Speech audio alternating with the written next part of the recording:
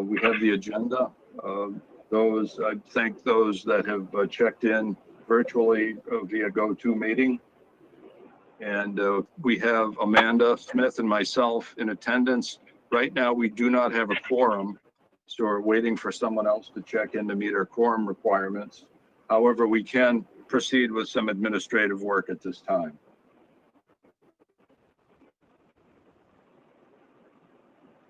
So I'll go down in the agenda. Okay. Yeah, to commentary. We've got one party, Tim Healy, on, I believe, Amherst Street, will be checking in at about 9:15. His wetland consultant, Ward Smith, is running his commission meeting up in, I believe, Pelham or Shutesbury. So he won't be available till about 8:45. So they'll be checking in at that time. Hey, Bill, it's Ed. How are you doing? Oh, okay, Ed. Okay, go ahead. Are you and Wenda in the building now? Yes. Who do we have out there? Bill, you're here? Yeah, it's Amanda and myself and you and Wenda, so we have quorum now. And I just started commentary. And so now we're ready to rock and roll. So I guess we can go to 7 o'clock building permit, number 16 Aldridge Street. So why don't we take, Mr. Morione's here so we can discuss this with him. So go ahead, Ed. Sure. Let me pull those out. Building permits.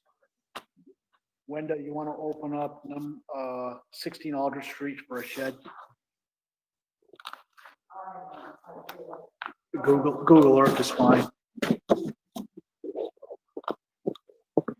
One thing you might know, if you have access to the files, there should be a file for a permit that we issued about 10 years ago on 16 Aldridge. So there should be a file. I believe it's a riverfront style project. So it would be prudent if we could call up the old permit file. Yeah, I kind of remember that now that you mentioned it, Bill.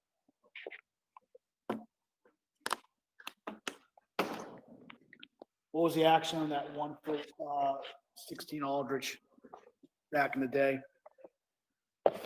Well, that was, I think, Jim, you put a shed in at that time, did you not? We did a major renovation and added to the front of the house, and we included a shed at the time as right. part of it. That's right. And we That's put right. in a 12 by 16 shed, and now we need a bigger shed, and it's going to go in the exact same place, but now with the requirements, it's going to have to go on a monolithic slab instead of gravel. So it can be secured to the ground.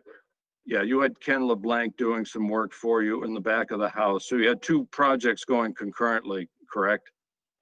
Well, it was the front of the house with Ken LeBlanc, correct. Okay. Yeah, I think it would be prudent for us to pull that permit file just to expedite things. Otherwise, we're starting from square one on this. You want me to try to find that file? I'm not sure what year was that, 2016? 2011. 2001? 2011. Oh, 2011. Yeah. Look. Actually, we started the process in 2010, 10 February 2010. Kevin Brooks did an environmental survey for us for your request. And then we got the permit, was actually approved. It was, I can give you the department file number if you want that. Sure. It was WE 165-0286. 0286. And, thank you. and that was, I'm trying to find a date on this. I don't see a date. That should be relatively easy to find.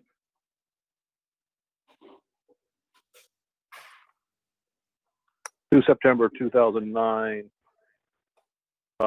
August 2009 intent, public hearing was 25 August 2009, and the issuance was September 2009.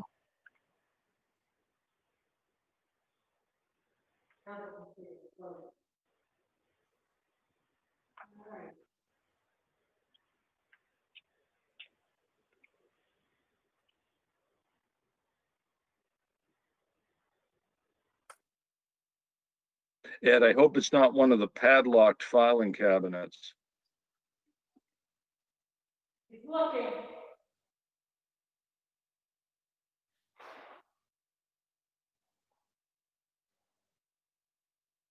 I was able to pull up some of the information on the DEP data portal. Good. It said that previously there was 585 square feet of alteration to riverfront area with 0 feet proposed replacement. And then there's a bunch of technical notes, which I'm going to read now. Thank you.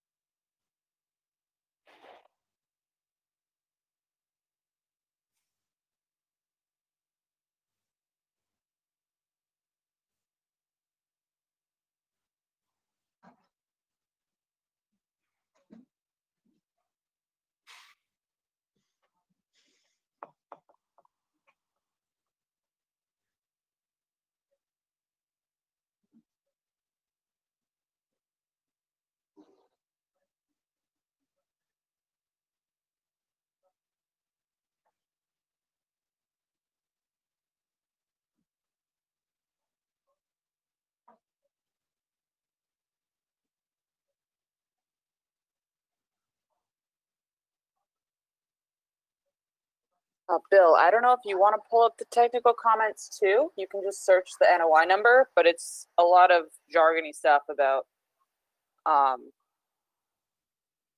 kind of our discretion and different permitting routes that could be taken.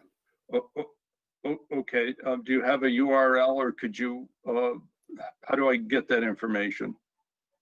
If you type in DEP, Mass DEP NOI lookup, there's a data Okay. portal, and you can literally Okay. just type in the permit number, Okay, and thank you. it won't give you the order of conditions, but it will give you a bunch of stuff. Okay, thank you.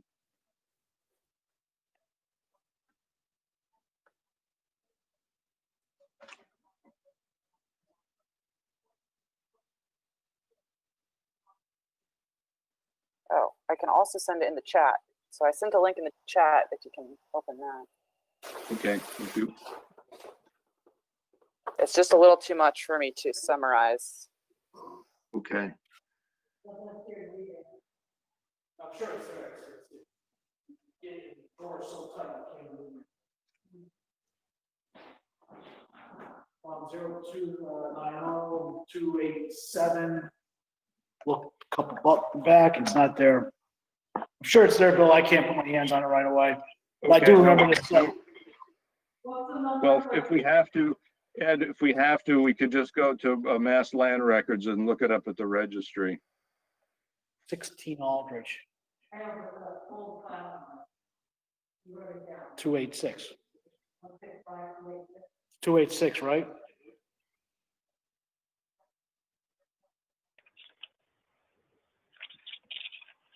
Oh, at 286, Correct. Actually, I'm looking at the technical comments now, and that looks to be David Fowlis's writing style. So it was clearly a riverfront project. redevelopment. Yeah, I think it may have been a redevelopment project as well. Do we get a certificate of compliance on that one? Boy, that's an excellent question, isn't it? That's a really good question. If somebody could go to Mass Land Records and grab that, that would be fabulous.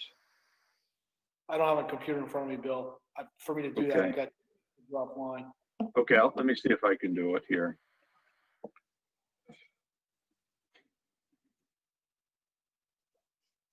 Is the proposed shed on an existing structure? It's on the existing pad. It's gonna be a little bit bigger. It's a 12 by 16 pad now. It's gonna be a 20 by 24 pad.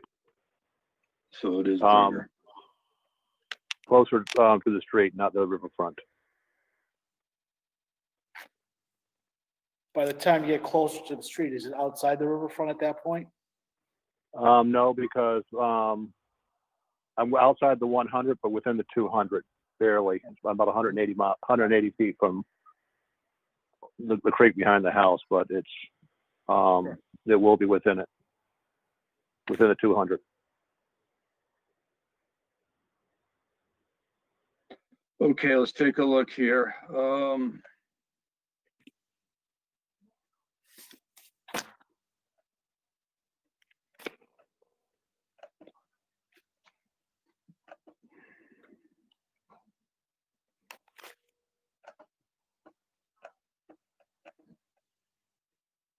Jim, what was the filing? Was it Anthony J? No, James W. James W. My brother. That's Oh, okay. Taylor Street. Okay. Oh, here it is. Okay, I got all the 16 stuff. Okay, here's the order of conditions. Here we go.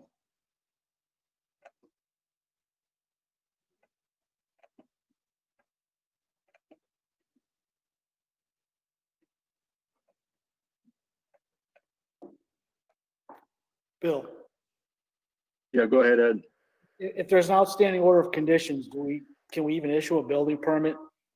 No, So we need to have a certificate of compliance even to be talking about this. yes. Yeah, do you see a sign off?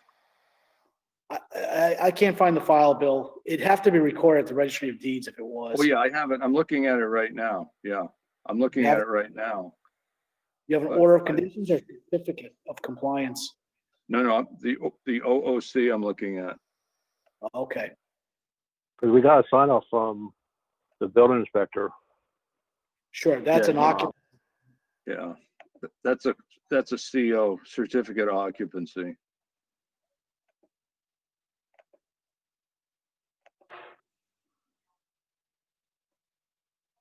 And I know we had to contract with Kevin Brooks.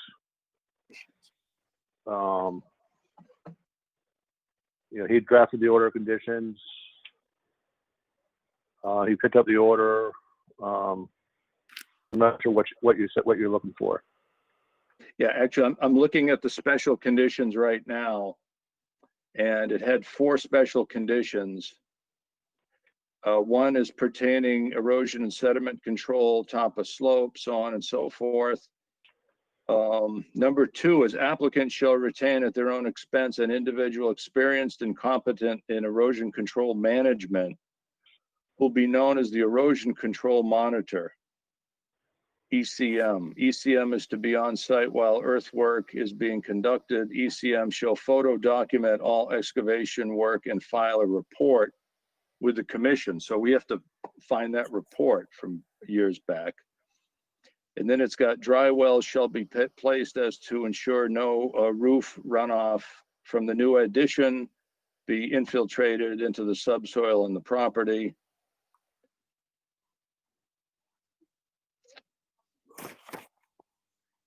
And then there's an interesting one in number 4. The 20 by 20 foot storage shed is considered to be an exempt activity as it complies with the criterion for exempt minor activities in the buffer zone or riverfront area. So we'd have to look at that. That's 310 CMR 1058 6B. For someone that could look at that. The proposed floating slab is recommended instead of deep piers due to the proximity of the toe of slope. So that's kind of curious that that's in there. I think the bottom line though, Ed, as you had, I'm looking at who signed it. I signed it. Oh, Dennis Hool signed it. Mike Michalski or Mike Molesky signed it. And there's another individual that signed it. I think it was Nancy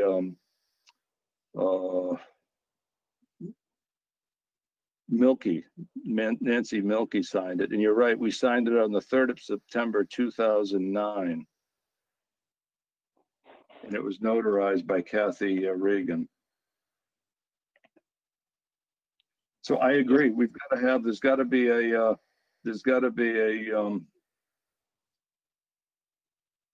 sign off on this, and I don't see it. What is the size of the shed proposed? 20 by 24. Bill, is that the same size as listed in the certificate, order of conditions? No, 20, what's It's It's going to be 20 by 20. I can go Yeah. down to a 20 by 20 if that will make it less painful. I mean, if it was exempt before, Bill, I'm sure it's exempt now, but the problem is the certificate of compliance has well, never that's been right. issued. We can't issue it. We can't issue anything until this has been closed out. That's the problem. So how do I get it closed out? I'd 11 days contact after Mr. fact. Brooks, Jim, I'd contact Mr. Brooks and have him run the paperwork for you. That's what I would do. Okay. That'd be the prudent way to handle it. So he can file his report, which you were supposed to have filed. I don't see it. It might be in the file, but we need that report. And then we need an application for the Form 8, which is the certificate of compliance with the commission.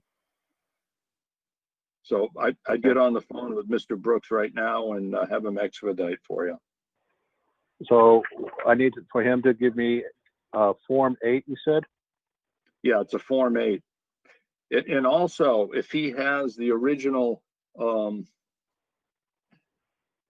must be a plan. There must be some sort of engineering plan with this. I didn't see it, but there's got to be some sort of plan that we can take a look at. I do remember seeing the plan, but it's not in this particular set of documents. Okay.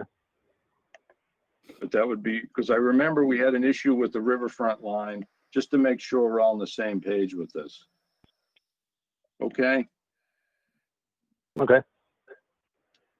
All right. Well, anyway, thank you so much for checking in tonight. Sorry we didn't have better news, but we got to do these things in sequence. I know you understand. Okay. So what's the next step? Kevin sends this to you, or do I have to get scheduled for the one in October or not? Yes, please. Yeah. Get scheduled for our October meeting, which is going to be on October 13th. Okay. Could you guys send me a complete list of everything I need so that we don't have this problem again? Well, I think Kevin's going to coordinate that with us. Okay. That's the better way to do it. Yeah. Okay. All right. Thank you. Okay, Mr. Moran. Thank you very much for checking in. Bye-bye. All right. I've got a bunch of other building permits here, Bill, in front of me. Yep. Go ahead, Ed. Fire away. Wenda, I'm gonna need you at the computer for some of these. Thank You you. still need me to stay on? You're all. No, we're good. We're good, Jim. Thank you. Okay. I have a building permit here for a swimming pool located at 145 Amherst Street. The owner, Charles Roberts. Mr. Roberts on the phone? No? Okay. So let's take a look at this. 145 Amherst, it looks like it's there's a sketch in here somewhere. There it is. Didn't we deal with one last week on Amherst Street?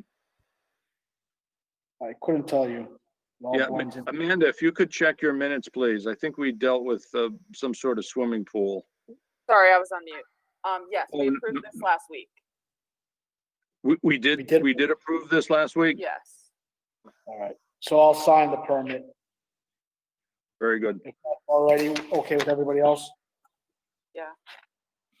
No problems. All right, thank you. I'll sign the Town of Granby building permit for the Conservation Commission.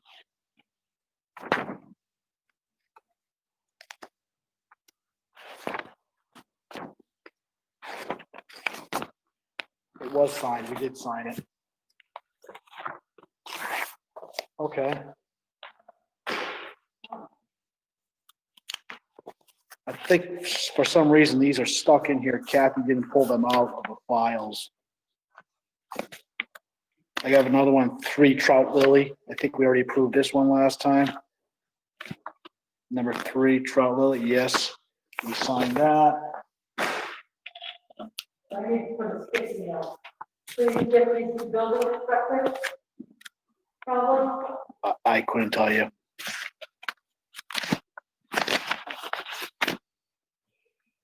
All right, here we go. This is a new one. I have a building permit for lot 3 Easton Street. The owner is, looks like Kamiga. Annette, are you here tonight? I am present. That, okay, that's, I couldn't make out the first name, Annette Kamiga.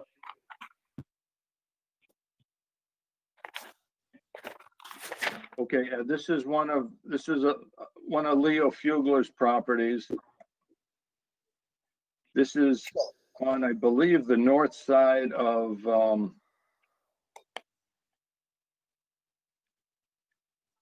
the street on Easton. In fact, I'm gonna see if I can, yeah, I'm gonna download it now and try to open it up here. If I can rotate it. K-U-M-I-E-G-A. Annette. A-N-N-E-T-T-E. Proposed lot 3, Easton Street. 13.69 acres plus or minus. Has frontage on Easton and it looks like it has frontage on Amherst Street.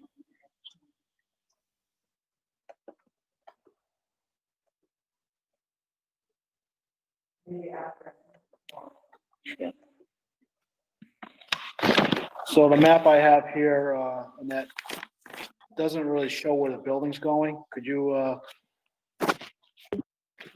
elaborate Right. where that's going? I emailed a copy to Mr. Shaheen that did have the placement of the house and well in the septic. Sure. It's in the center. It's really center of the lot with you can see the marks for the elevation line around it. That would be where the house is. I had just Amanda had called me an hour ago or so, an hour and a half ago, and I had emailed it also to her. That shows the placement of the house. Yeah, if you, Ed, if you and Wenda, take a look at what Kathy had sent us a few days ago. It was included as a multi-page PDF file. It includes Annette's marked up site plan, which was done by Randy Iser. And do you guys have access to that? We do, but it's so tiny, you can't really see anything. Well, the problem is if I take you off my phone, I'm not sure if I have to sign off and then sign back on. I can try. If you want, I'll just minimize this and go to my. Well, Bill, you want to describe it? I'll take your word on some of this. You can describe the location. Yeah, And, as Annette said, it's in the center of the property. There was one issue with the driveway. The driveway shown on the sketch kind of cuts through another lot. That's obviously going to be re-engineered. Annette, are you going to put your driveway to the east? That is between lot 4 and lot 6, or are you going to go on the other side of lot 4 to the west? I'm actually I'm able to move that lot 4 and 6 to the east and have the driveway remain where it is. Oh, okay. Okay. So those two Yeah, I'll 40-foot just access have strips. Okay. You're going to shift. You're going to do an 80-foot shift. Okay. I got you. Okay. I'm not sure if that's possible because it looks like there's wetlands there to the east. Reconfiguring lot lines. The driveway is the concern though, right, Amanda?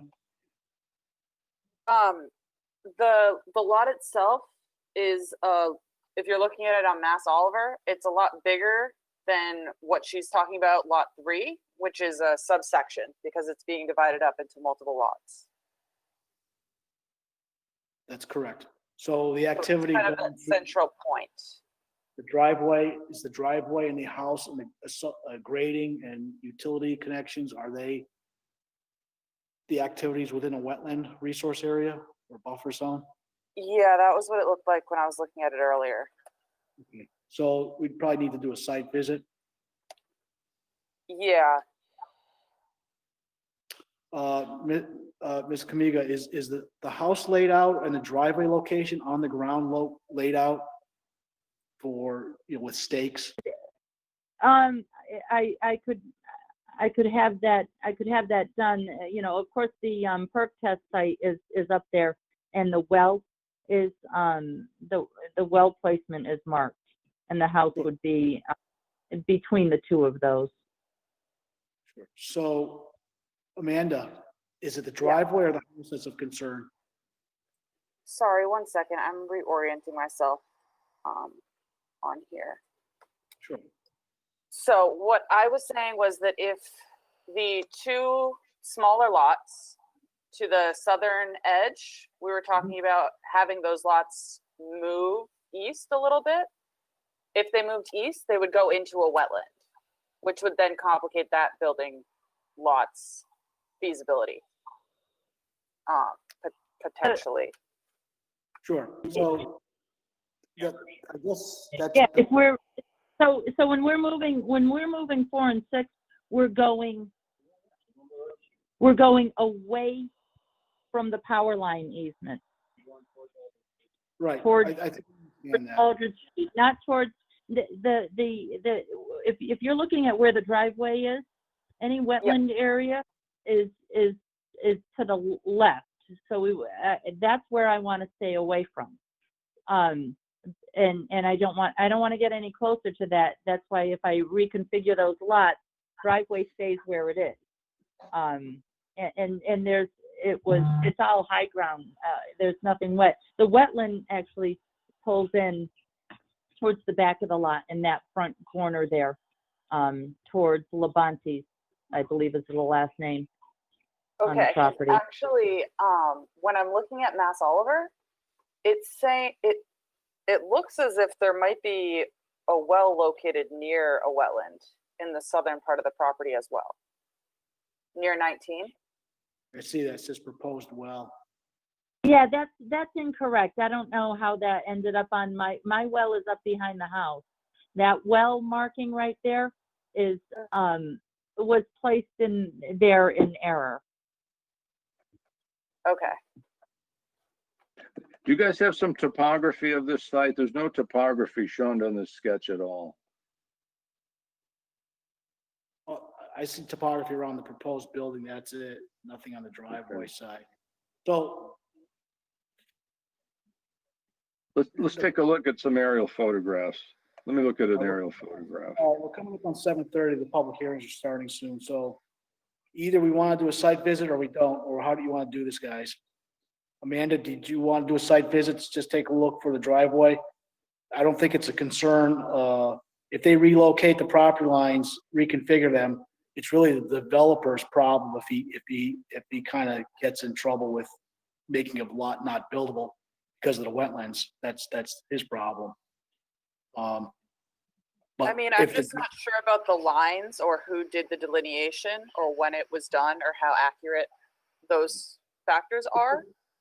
Yeah, quick side note, there's a culvert to the west of this that we were trying to open up at one time with Dave DeRocher, DPW here. Is this in close proximity to that culvert? I think it is, isn't it? I might be mistaken, but. No, that was on, I think that was on Aldridge Street. Oh, no, that was on Easton Street. That is east of this property. You're right, though, Ed. That was on Easton Street, but it was east of this property. East of it, but that means there's a watershed coming through there. Anyways, I'm gonna make a motion that you do a site visit or we can wait. Call from. We're coming up on 7:30, so we gotta make this. we don't even know what's out there. Amanda says that in Mass GIS Oliver shows approximate area. That's what her take is. So Amanda, did you want to do a site visit or do you want to just, talk about this after our public hearings? I'm just not comfortable personally like doing the site visit to determine for sure. I feel like it's a little bit more complicated. Like looking Okay, at so- the Mass Oliver. So you're thinking, hold on for a second. We're coming up on our, so Amanda, your opinion is that either have Mr. Eisner delineate some wetlands to verify or make a statement to the fact that there's no wetlands on the site that would impact the development of this driveway and house? Yeah, because there's no, it's hard to say based on the maps here, and we also don't know who delineated it or any of that, or when it was delineated, or if it's just using Mass Oliver data, which isn't really accurate. It's just a vague idea of where there could be a wetland. All right, so the two options are, Ms. Kamiga, is either have Randy Eisner go back and either make a statement who did the wetland delineation and a statement about that the activity you're doing is outside the 100-foot buffer zone or any resource area. Or, Mhm. I think, guys, I think you're still gonna want to do a site visit in the end. I think we would too. It's just, I wouldn't trust myself to be the one to go out there and be like, oh, you're good, or you're not good. So, yeah, no, we're not doing that, no. But we're not making Okay. this delineate. So let's give Ms. Kamiga some marching orders. Amanda, Wenda, what do you want to do? You want to have, Do we contact them? I'm sure we do. We have your contact information, correct? And that, Correct? I- Excuse me? And I think the prudent thing to do is have Annette, have her people stake out the driveway and the foundation for the house. You don't have to do every single re-entrant corner on the foundation, but a general location of the building and the driveway. And then we'll have a couple commissioners go out there and do a site visit. And then we'll meet on this in a month and we can discuss it. And hopefully we can get this resolved. Now, other way to handle it would be for Annette, if you could have Randy Eisner, if you could have him get his wetland delineator to communicate his data with the commission, that would be helpful as well. Great. I'd like to move forward as quickly as possible. I know you guys were looking for some paperwork earlier in this meeting that, and so it really pushed us to the end, but whatever way that could expedite this, as I spoke with, about the same subject with Amanda an hour ago, whatever I could do to move forward, because as far as a developer going, it's me and my residents. It really doesn't involve a developer. It's where I need to live. So understood. any help? Yep. So Understood. whatever way could help you move forward, as I wait from month to month. So Bill, I think, and that's what Bill had stated, either have Mr. Eisner get a wetland specialist to kind of look at this and give either some notes to the commission and have the driveway and house kind of roughly staked out. Doesn't have to be precise stake out, but close enough for the commissioners to walk out and walk up the driveway and go to the house. And if there's anything within 100 feet, you're gonna have to at least do an RDA. Well, yeah, sure. Let's get it staked out and have Eisner look at the wetlands. All right, Okay. All thank right. you. I'll go forward with that. Thank you. Okay, Amanda, good to check in. Good to talk to you. Thank you. Do we have a number for the approximate? We'll get to that later.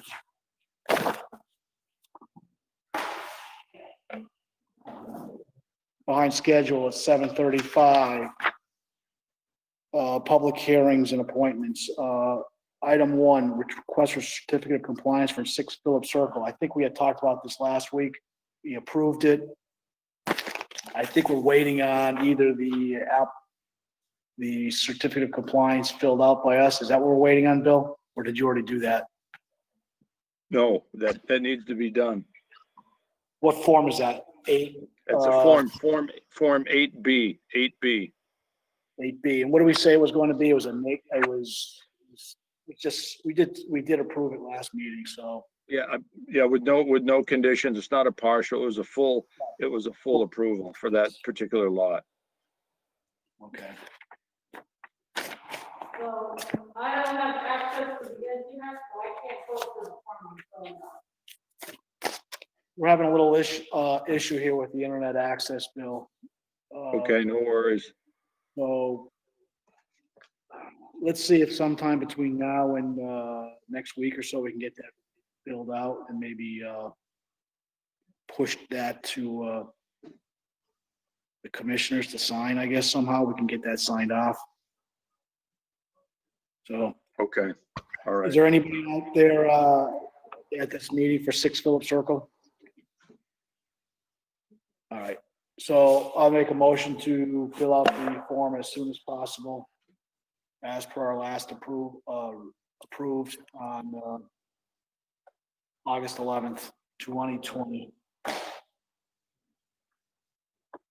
Item number 2, RDA filed by Daniel Levasseur, Giuliano's Pools, applicant Catherine Mercier, owner, as to whether the work area depicted on plans or maps referenced are subject to the Wetlands Protection Act, any municipal wetlands ordinance or town bylaw, and that the boundaries are accurately delineated with regards to property located at 53 Porter Street, known as map 2-C-5-2 in the town of Granby. Is there anybody out there for Giuliano's Pools? Yes, or I am. Your name? I'm Eric Levesque. Danielle cannot be here Oh, this okay. evening. I think the commissioners, is that one of the ones that we did a site visit? This had already been opened up last. Yeah, that was it. That one was another project which had a wetlands permit some time ago, maybe on the order of 10 to 12 years ago. And again, if we had that paperwork available, that would expedite placement of the pool and verification. That was Porter Street. Yeah, I understand. That was LaFleur, wasn't it? It was the builder? Yeah, I think it may have been. And actually, I remember personally doing the site visit before they built that house. And I Right. know there was a fairly well delineated wetlands line on that parcel. So That's if we correct. could grab that paperwork, I think we'd be in fine shape. Yeah, actually, I'm looking at Mass GIS right now, and Mass GIS, again, as we know, it's a ballpark system, but it shows wetlands to occupy maybe 1/3 of the lot. I see that, yeah. And I kind of remember this property too. When we did the site visit at one time, there was a foundation just being, the foundation had just been stripped. It hadn't been backfilled. That's right. I kind of do remember the backyards, but like I said, the wetlands were pretty clearly delineated. So Eric, where is the pool going right now? Is it on existing grass? It is. Every bit of the pool excavation is on grass that is existing in the backyard. So, and it's the dimensions off the house I see on your application. 15 feet off the house? It looks like 15 Yes. feet off the house. And it's a 16-foot, another 16 feet deep, so that's 31 feet back by 32. So it's basically the whole house, behind the whole house. Then you've got some concrete going around that. Is the concrete all on existing grass? Eric? Eric, can you hear me? Yeah, hold on. I think I lost you guys. Hi, Eric, can you hear us? Okay, Eric's having some technical difficulties. Amanda, can you see that on Mass GIS? Amanda, Yeah, Yes, if you I look, was looking at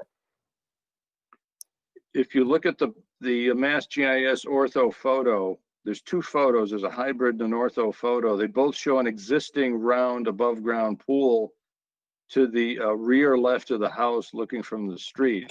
And I believe this new pool will be an in-ground pool. And I think it's going to be on the right rear of the dwelling unit. Actually where the shadow is shown on the ortho photo. Yeah. And that comes quite close to the wetland line, quite close.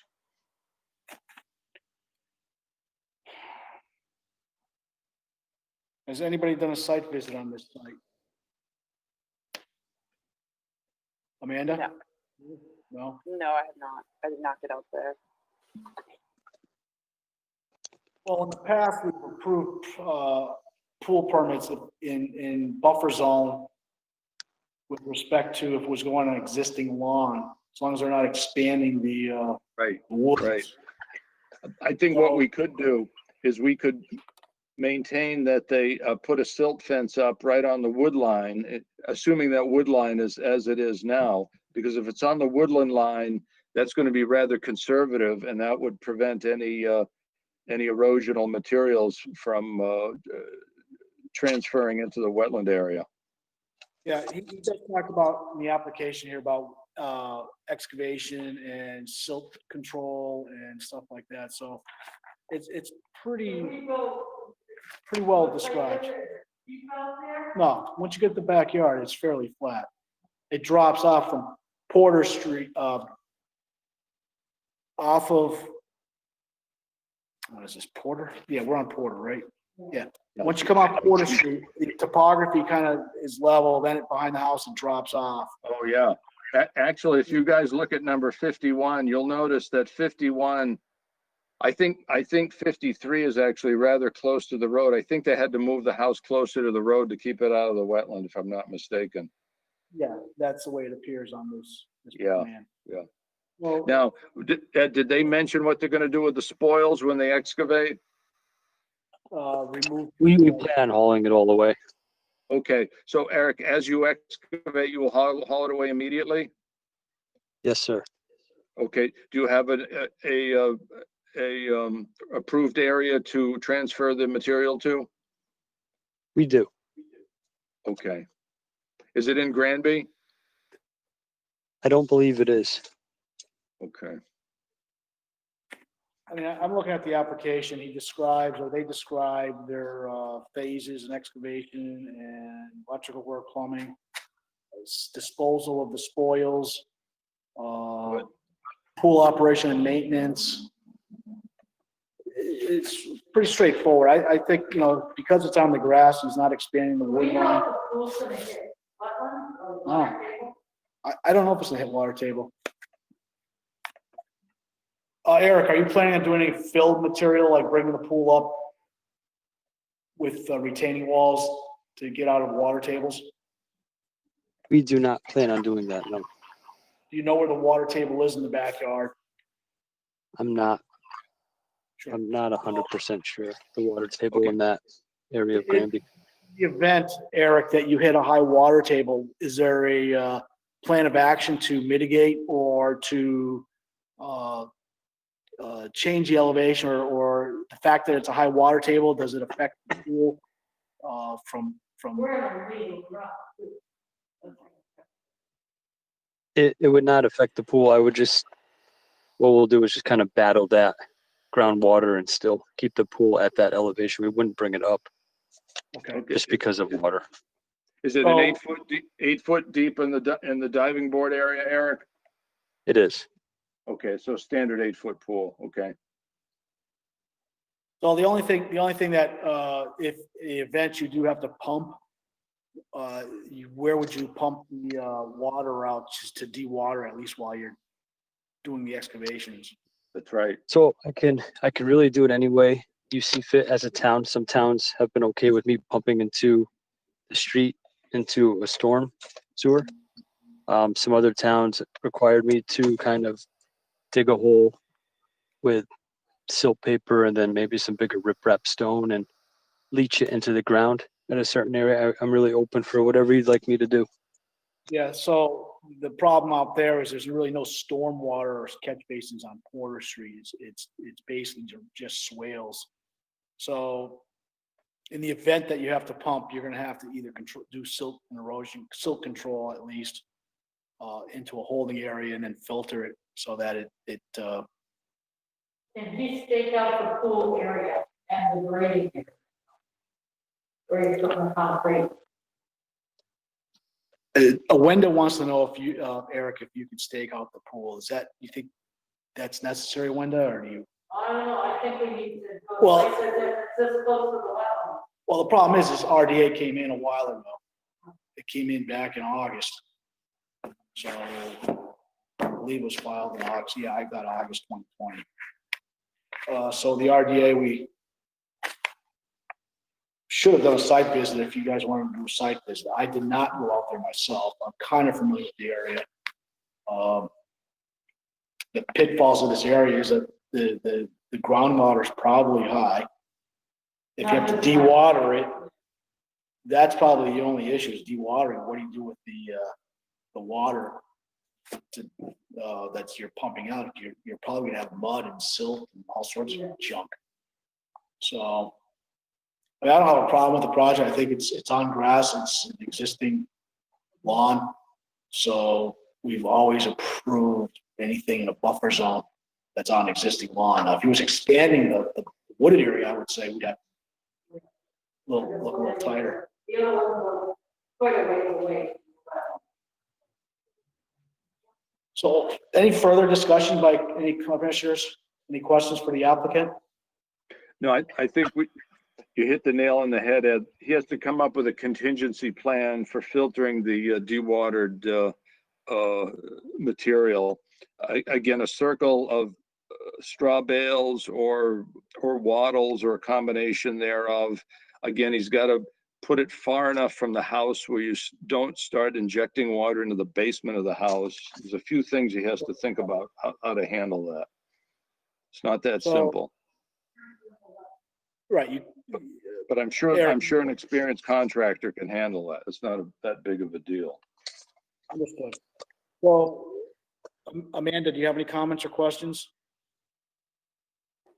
I don't have any additional comments or questions. It seems fine as long as precautions are taken with erosion and sediment controls.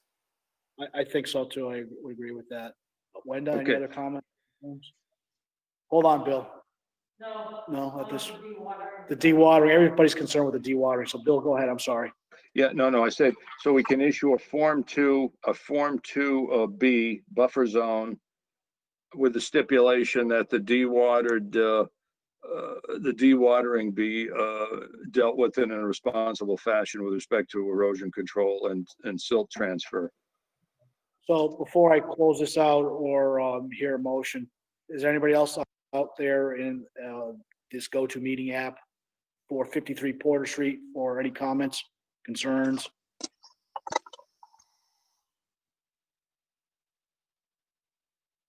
No one out there. Okay, so I'll entertain a motion.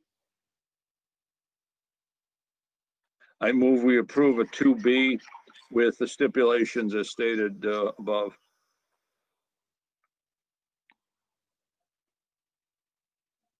Any second?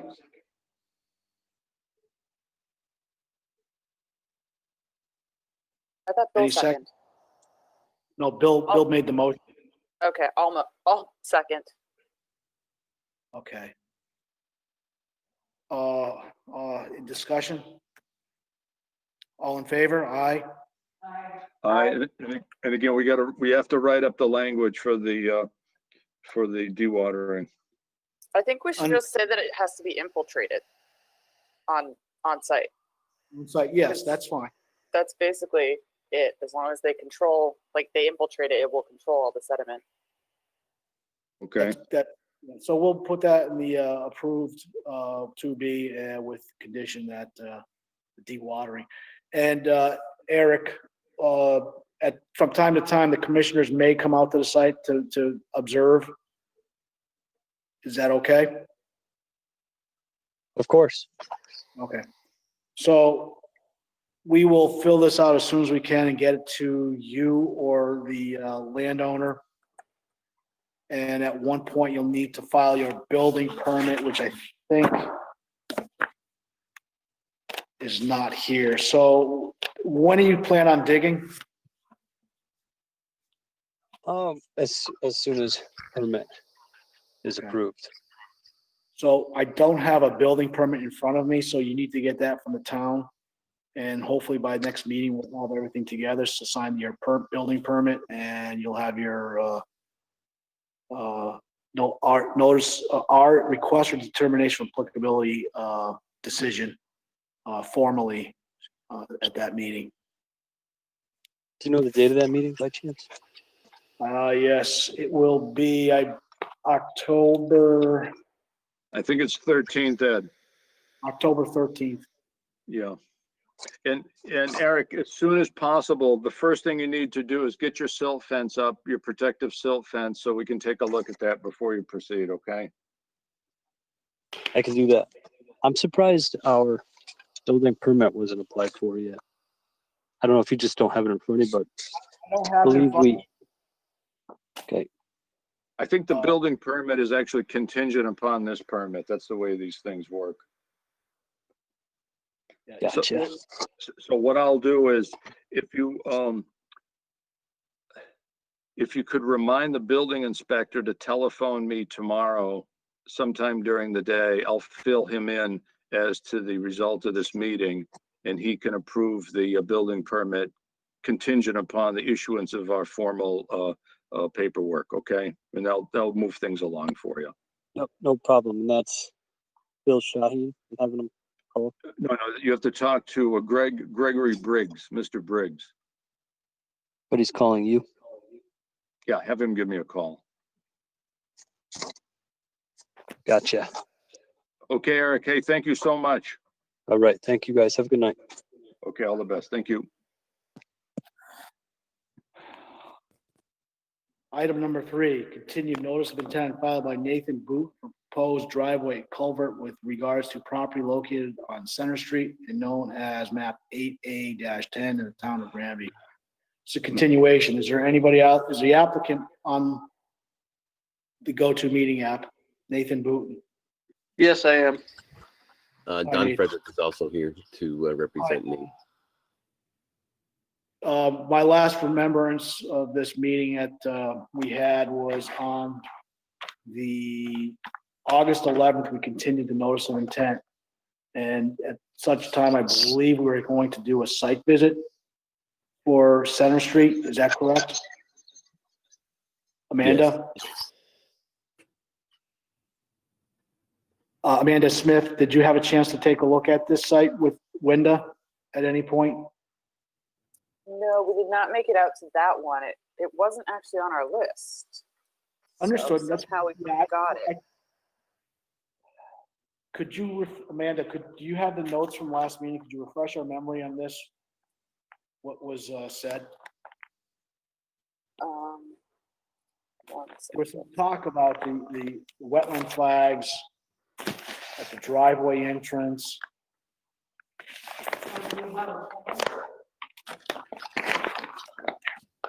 Oh, Wenda, I don't think you were here. That's right. At the last meeting, we had requested time to review the information presented and continued the NOI until this week. That's fine. My recall and discussion was the entrance to the driveway entrance, and there was some talk about some other wetland issues on the near the house. If I may. Question is. Sure, Bill, go ahead. Yeah, there's an individual, why not? Well, that's the goofy thing of these Zoom meetings. Sure. Yeah, why not? YKNOT sent a chat earlier, and I'll just read the chat verbatim. This is regard to the property located on Center Street. If they are allowed to build will this affect the flow of the stream into the pond? That is the fire hydrant for our area, or change the flow that could affect my property and the wildlife that goes through. And that's verbatim from Why Not at 7:20 p.m. via chat. Do we have an address on that? No, actually, Why Not's checked in. Why Not, if you'd open your microphone, please, and identify yourself, that would be terrific. Thank you.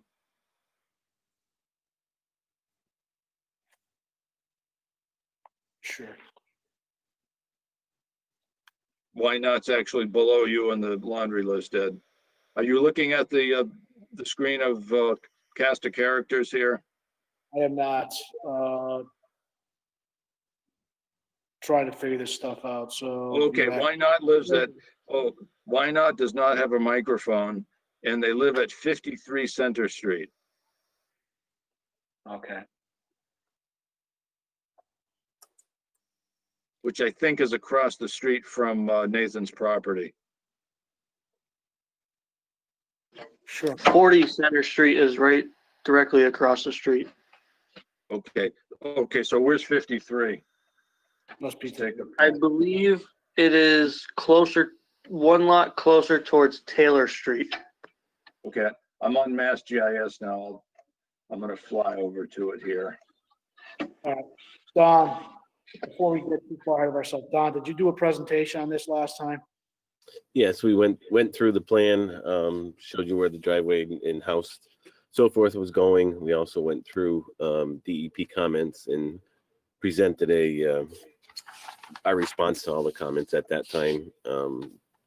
Just like he said, I think he wanted time to review the information and to do a site visit. As far as answering the question about the effect on this project on a stream and pond, it's a relatively small disturbance area, house, driveway, so forth. The driveway's basically at grade. The house is filled for the septic system and around the house, but really doesn't have any effect on either groundwater flows or surface flows. So we would expect it would be no effect on the stream or the pond. 53, you're correct. 53 Center is the abutter to the east, direct abutter to the east. Sure.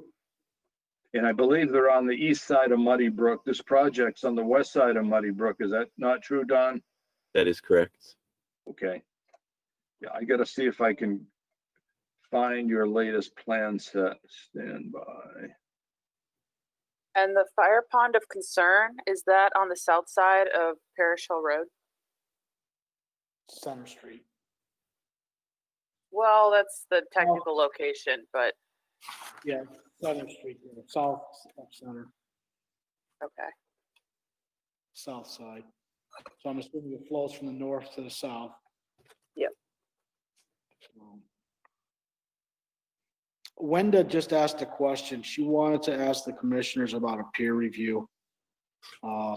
This is a NOI. Are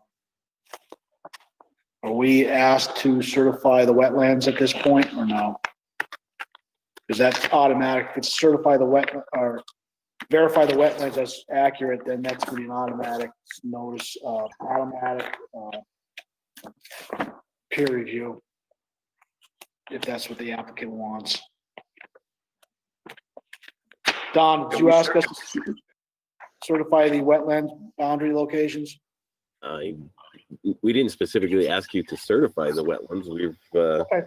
we do have buffers to the buffers and so forth. The wetlands have all been delineated by Kevin Brooks and shown on the plan. So whether you're comfortable with them and needs verification of them or not, I guess that's within your. I was asking if on the a notice of intent or the application, you asked us to certify the wetlands as accurate. Actually, there's wetland replication on this project. There is, okay, yeah, because of the crossing the driveway. Yeah, so there is some sort of wetlands, obviously, if we've got we got a replication going on. So if you want to bring Emily in or someone else to do the peer review, if you think that's appropriate, that's fine. We can set that up. No, well, I was just asking on the first part. I know that's an automatic. We've talked about that in the past as a commission, that if anybody wants us to Yeah. certify the wetlands as being accurate, then we'll get a peer review. I don't know, if you can do them accurately with the driveway. How that's affected vegetation in that area. Sure. So, Probably still find soil. Maybe not soil, but. Don, you've answered all the questions from Mass DEP to Yeah, their they- satisfaction? Yes, they were in our last response, which I think was dated August 4th. I have that here. No, 4, 5, and 6 are isolated or. no further comments from DEP? We have not received anything additional. Okay. So I would assume that they're satisfied with your responses, if they have not responded. So do the commissioners need, Don did a nice alternatives analysis as well on this. Sure. do the commissioners need further time to look at this, or? Well, I think it'd be prudent for the commission to do a site visit. Okay. So, that being said, do the- Is there another person who can go? I am not the best at field glass, and those are field glass. Amanda, so Yeah. when, I don't know if you heard Wenda talking, could you hear her? Only barely. Okay, Wenda was not too keen on the, was it wetland fields? The wetlands and fields, I am not the best at the grasses and sedges and all that, for identification. You know, so I'm not 100% sure I can verify that wetland out there. All right, so, Yeah, we're in a drought, so I don't know how that's gonna detrimentally affect wetland plants out there. Fine.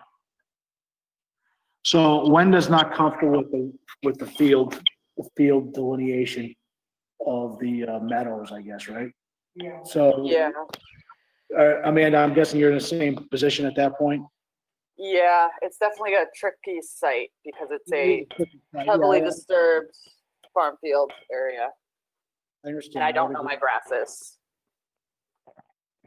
And Bill, you were suggesting that if we need to do an R.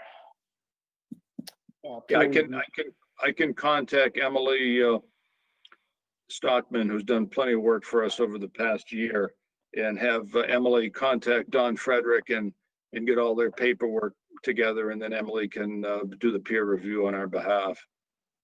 Well, Don didn't do it. It was Mr. Brooks, I believe. Correct, Don? Okay, well, again, yeah, Emily can work with Mr. Brooks. That would be fine. No, that's fine. No.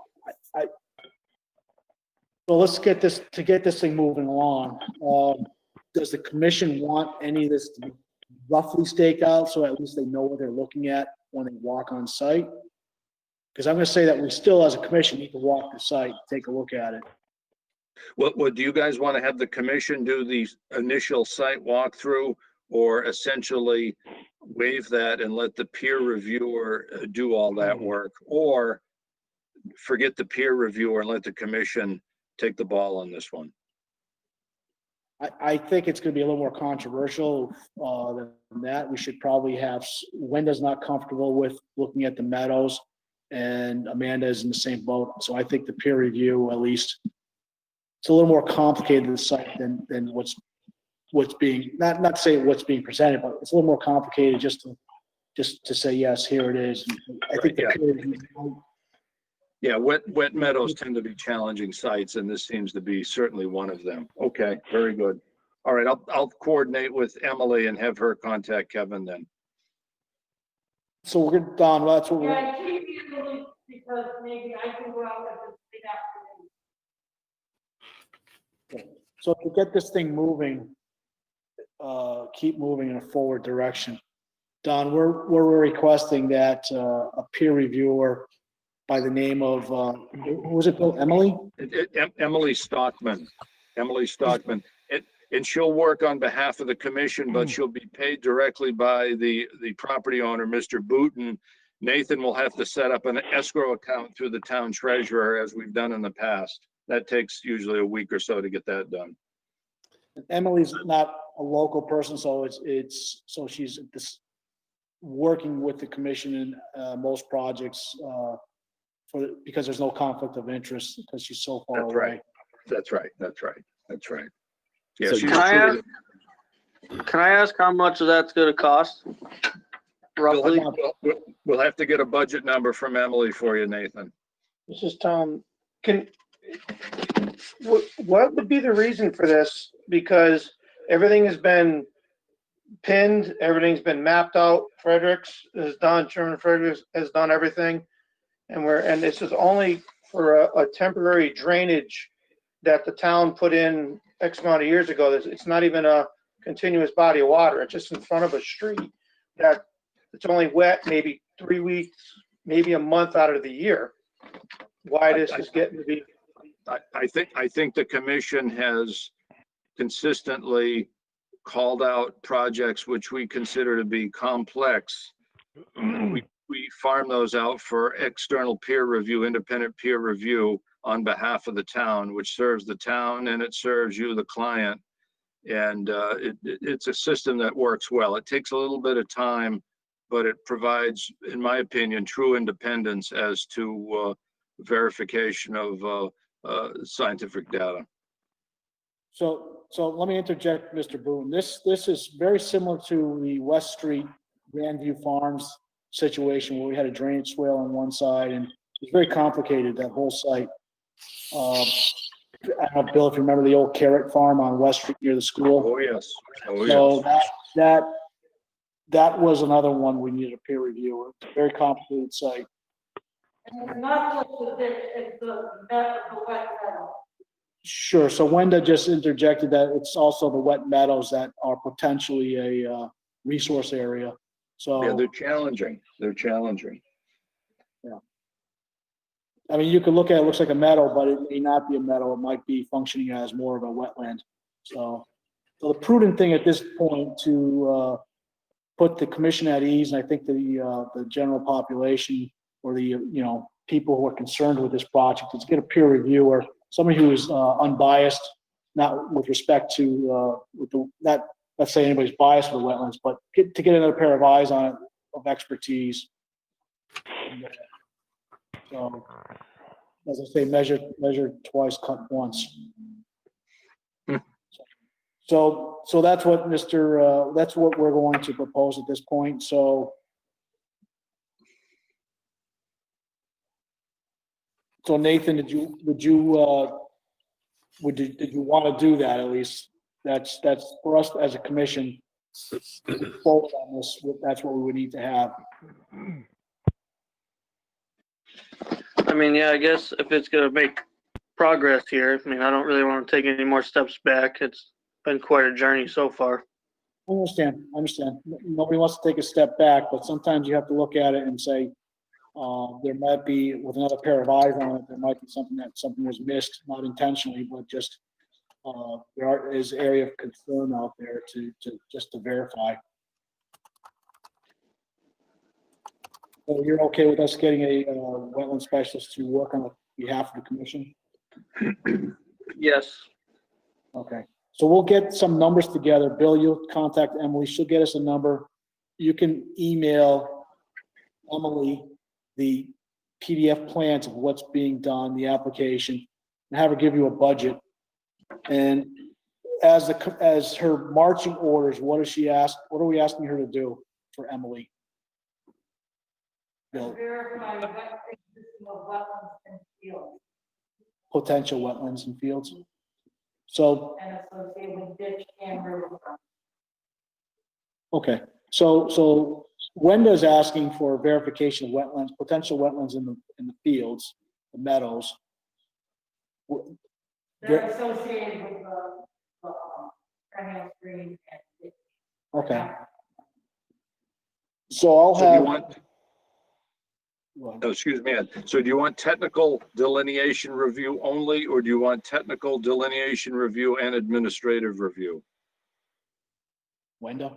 I think it's just technical, wetland review, infield. Infield, not of the application. I'm sure the application is fine. She needs to go up there and do some investigations as far as, the wetland Yes, resource well, she's area. gonna look at the plant, she's gonna look at hydric soils, the usual culprits. Okay, fair enough. Mm.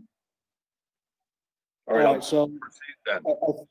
I think we're all set on that side, Nathan and Don. I think we're all set. We'll be in touch, or Bill will get in touch with you with a cost. And Emily will contact Don.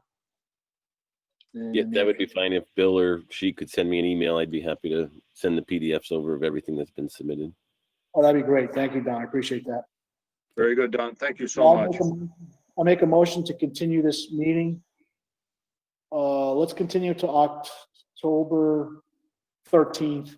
Put on the agenda. If we hear nothing from Emily by then, or if nothing's done, we can continue to the next hearing, which would be November 10th. So I make a motion to continue to October 13th. Second. All in favor? Aye. Aye. Okay, thank you. All approved. So we'll see you on October 13th if we have something. If not, we'll contact you. Just tell you that we will continue the meeting to the next meeting of November 10th. Thank you. Thank you. Okay, thank you. Thank you so much.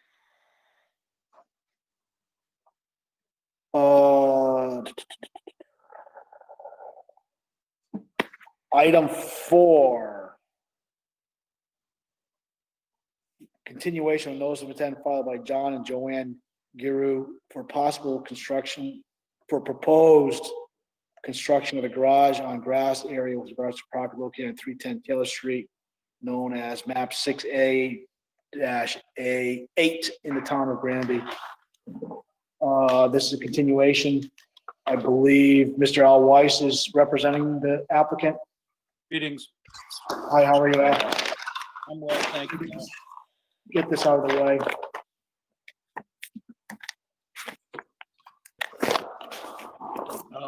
Is that a green light? I'm sorry, Al, what was that? I'm just waiting for you to, if you want give me a green light to talk, or I'm waiting for you. You're good. I'm sorry, Al, you're good to go. Okay, so, yeah, this was in a proposed garage addition. Stop me if I've already told you some of this. I think last meeting, you wanted a chance to look at the property. You know, there is a no work line from the BVW. There is work in the riverfront as well. We squared away all that with Mark Stinson already. There's siltation control shown. These folks are raring to go on their project, and I don't blame them. You know, everything's shown here. I think I'm more than, I don't know who went out and maybe took a look at things, but I'm more than happy to entertain any questions. Sure. Amanda, did you have a chance to take a look at this? We were given the wrong address, so we couldn't find it. Okay.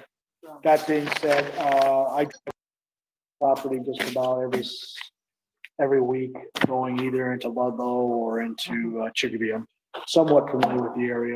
Yeah, me too.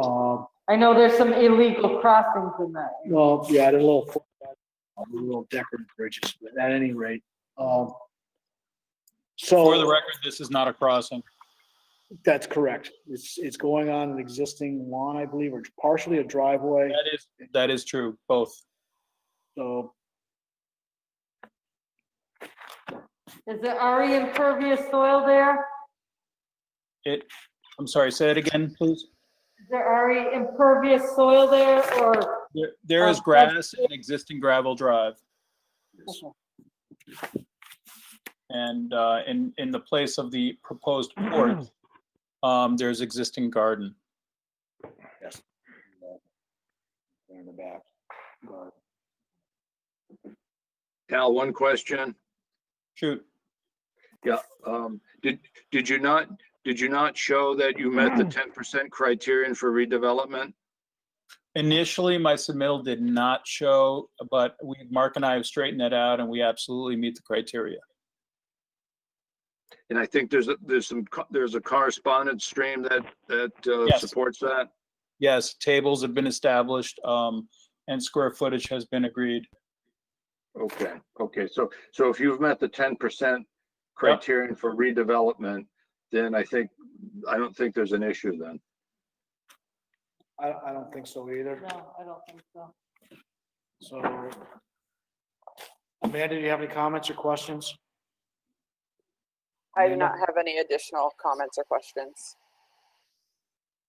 Is there anybody else in the general public listening that would like to make comments, concerns, pro or con?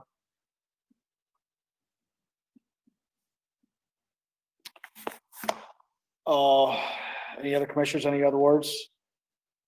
Did we get forward the fee? Do we have, Amanda, Wenda would like to know if we were forwarded the table that Bill was asking about, the 10% rule. I can do it instantaneously as part, right now. If you have not, just let me know what email to send it to.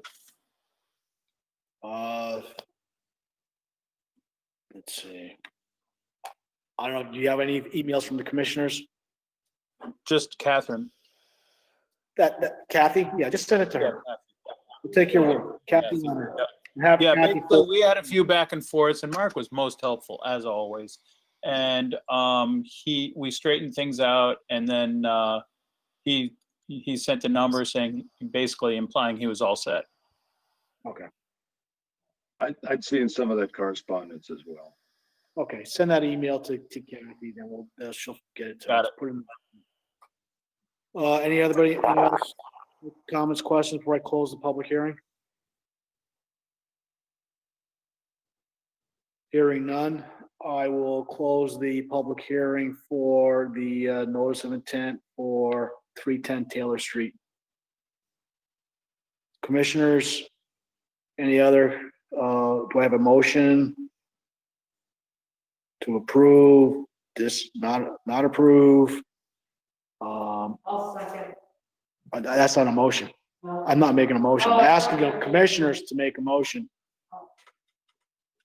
I make a motion to close the public hearing. Well, I already made that. I already did that, so. I thought that's what you. No. Okay. So the public hearing is closed. So I'm looking for commissioners to make a motion on this. Well, do you want any special conditions? That's the first thing. Okay, let's talk about special conditions. The typical conditions are basically erosion control, but that's not really special condition. I see you proposed from Blueberry Bush. Al, could you put your plan set online? Why don't you talk so that you'll be up front? Yeah. Focus it in I want to look at it for about 2 or 3 minutes. So if you let me know if that works for you right there. Okay, yeah, So but you here's gotta the proposed- talk so that your image, because what the Zoom does is whoever's talking gets up front and center, so you have to actually talk your way through this. So give us All right. about 2 minutes of chatter. Go ahead. Yeah, most people don't ask me to blab, but I'll go with it. Okay, you're good. Proposed garage is right here. The existing dwelling is here. It's a little Cape Cod, and there's some pretty gardens behind it. There's an existing garden between the proposed garage and the dwelling. That's going to be turned into a porch. There is an existing gravel driveway here, and then there's a new gravel drive which will be in this polygon right here. It'll just be added as gravel. The work area is in. Now, hold on, one quick one. What do you mean by gravel? It is existing gravel. If you drive by, it's going to be exactly the same. It's a crushed stone. Okay, so it's a crushed stone. It's not going to be hard pack. It's not going to be anything with a high silt content, correct? Yep. Okay, because we got to be careful. Yeah. Because even if it's TRG, that really isn't gravel. So you got to be somewhat careful how we define the material there. Okay. There's existing siltation control right here, and as per usual, I call for wattles preferred, and if they want to use double straw bales and plastic fence, that's also acceptable. The mitigation that Mark and I came to was to bring the mowing line back here about 10 feet, and that allows for the to meet the riverfront 1058 rules. And that's really the summary story right there. There's some permanent markers I put on the plan as well. And some planting of blueberry and birdhouses. Okay, now, the question is, and again, we should have actually discussed this before we close the hearing. But you have depicted there's a garden or something out back. If you look at the aerial photograph, it seems to be somewhat larger than shown on this plan. I mean, the garden way out back to the northwest. Way over here? Yeah. Yeah. So I what's this really, tra- I Go didn't ahead, really Al. address it. It is there and it is, not really part of the project, so I didn't really address it. But you're right, it is on the aerials. Okay, yeah, it was actually depicted, I think, on your plan somewhat smaller than that it is in real life. Okay, no worries though. Okay, that's fine then. All right, so the bottom line is Yeah, either way, whether it's garden or lawn, it will be given back. okay, so the bottom line is your main mitigation tool then is to bring the mowing line off of Stony Brook. That's fine. Yes. Very good, thank you. Yeah, I don't think there's any need for special conditions, folks, other than standard siltation control and maybe verification. Again, the nice thing about the order of conditions is we're going to have an opportunity to verify this. And Al, I would behoove your client to get this signed off as soon as they get the work done, because we've been dealing with all these notice of intents that are from the 1980s and 1990s. And they're a real pain in the neck to deal with 20 years hence. So I would strongly recommend that they get this closed out as soon as they can. Well, that's a good plan because I don't think I'll be here in 30 or 40 years. But someone tries to sell the house, it's going to be a pain in the neck, but sounds good. Okay. Thank you. And the only thing I can think of is replacing shrubs that pass away. But, Well, it's a 3-year growing period. yeah. And we're having trouble hearing Wenda. Wenda's, she sounds like she's in a barrel. She's far away. She's got her mask on, so she wants to make sure that the plants survive that are specifically planted as shown. But typically, the plants have to survive for 3 years. I'm not concerned. These folks are established, very master gardener technique folks. Yeah. So the public hearing's been closed. Bill's concerns or his comments have been addressed, I believe. Yeah, we're good. So is there a motion to approve? I move we approve this with no special conditions, just standard conditions. Or 310 Taylor Street. I second. All in favor? Aye. Aye. All 4 pass. We'll put this together. We don't have a building permit here for this. So Al, they're gonna have to get a building permit to us for the next meeting. Yeah, they have that ready to go.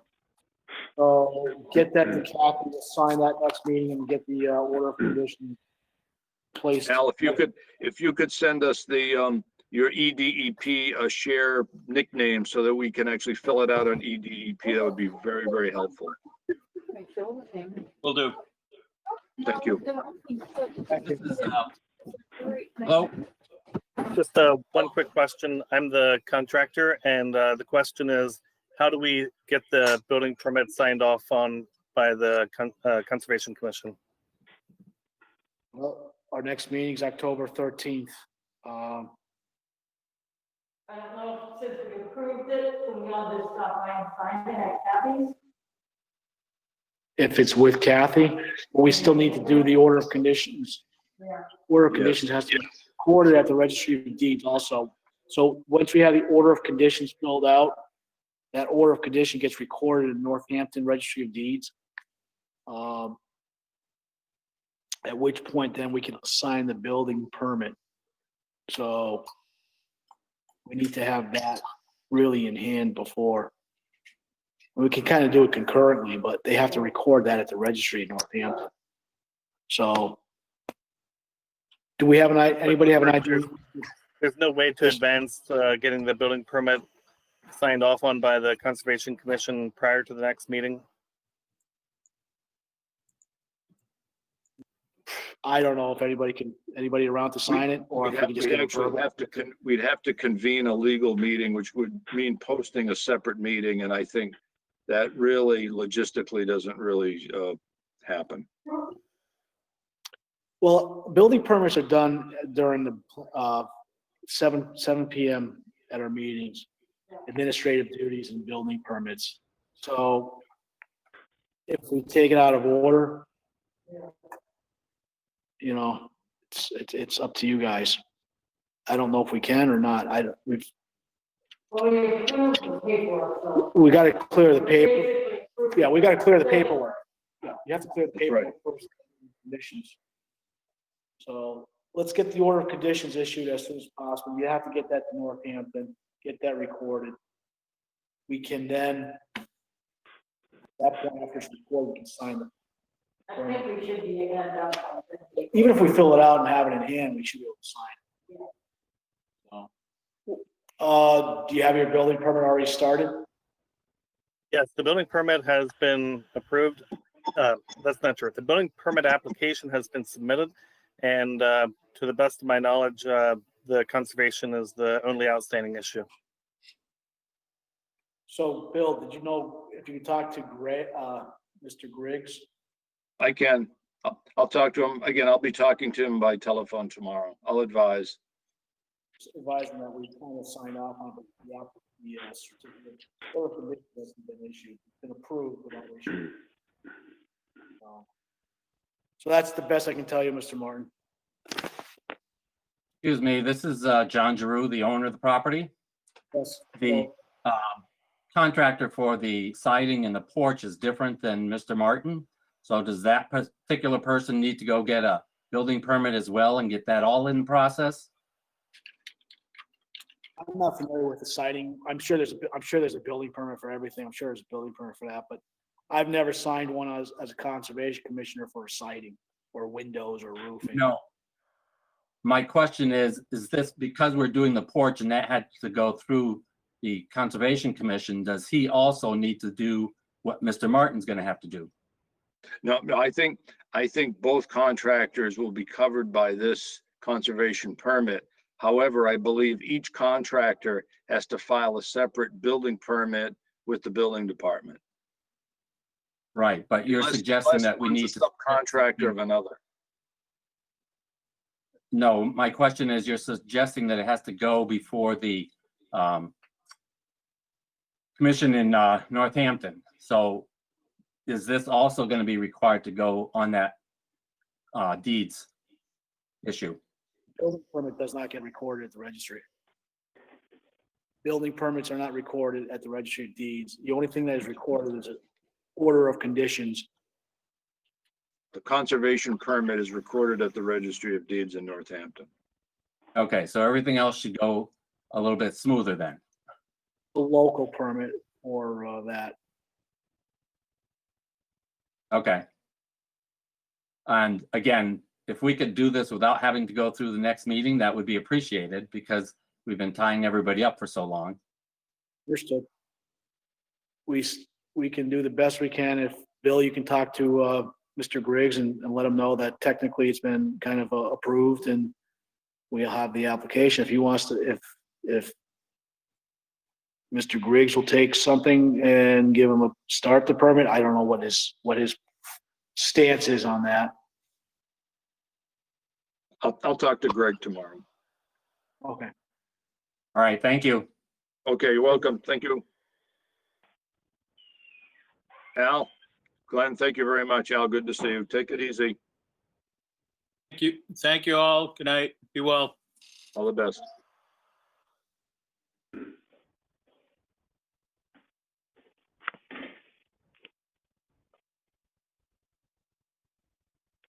Okay.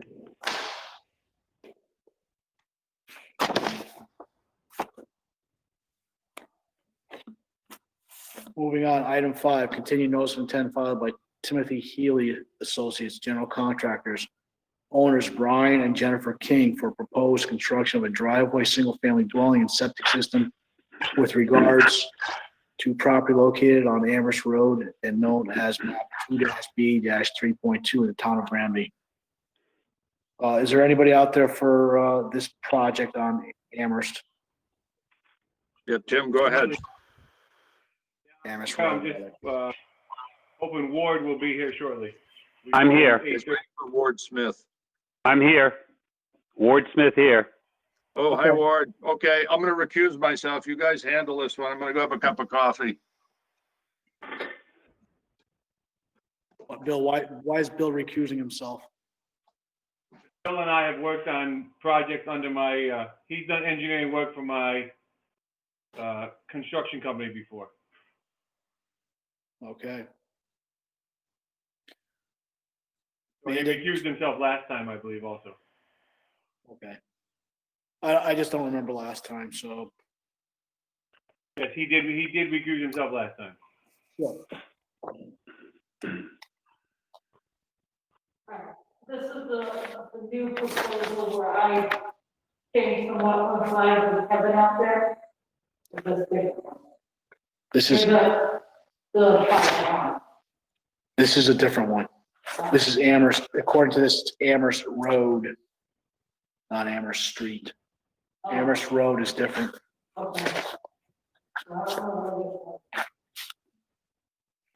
So, go ahead. I think last time we ran with this, Amanda, you were at the meeting, I believe. Wendell, were you at the meeting? Here's your maps. My mask on there.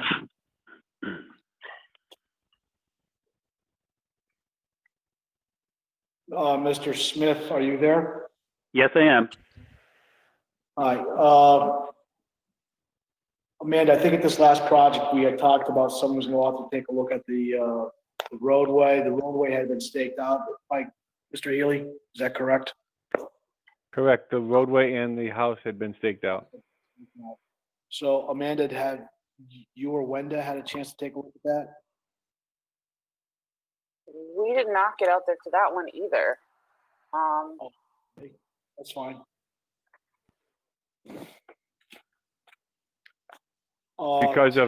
Because of an incorrect address, or for what reason? I'm trying to remember if that one was even on our list. Wenda, do you remember? I do not know. No, because I missed this meeting on this one. I'm trying to figure out. What was the? All right. Let's regroup here. Mr. What's the address on this? There is no address per se. It's off of Amherst Road. Okay. It's connected to, or is still connected to 193 Amherst. All right, so we got an issue here. It's actually on Amherst Street, not Amherst Road. It looks Correct. like it's south of Easton Street. Yes, where Kaiser Street is a jug handle. That's right, it's on- Keysor. Yeah, the land in question is at the very southern intersection of Keysor. That's where it is. All right, so It's not the one near the old farm, the fire. what does the application have? It's part of the old farm, yes, but it is not. The Kings have broken it off of the old farm. All right, Okay, so this is the one that I did the wetlands with Kevin. south of that. So we have I don't know if it's a big issue or a small issue. It says Amherst Road. This is actually Amherst Street. Amherst Road is Route 116. This is not Route 116 as far as I know it. This is Amherst Street. So that's why. Well, at any rate, I'm familiar with the area. I know where the area is. Mr. Smith, would you like to present real quick the wetland issues? Well, the center of the property, if you're driving by, you'll see it's a big marsh. There's not an awful lot of room between the wetland boundary and the property line on the south, but there's the proposed plan is going to put the driveway along the southern property line, maintaining a 25-foot undisturbed wooded buffer between the wetland and the driveway.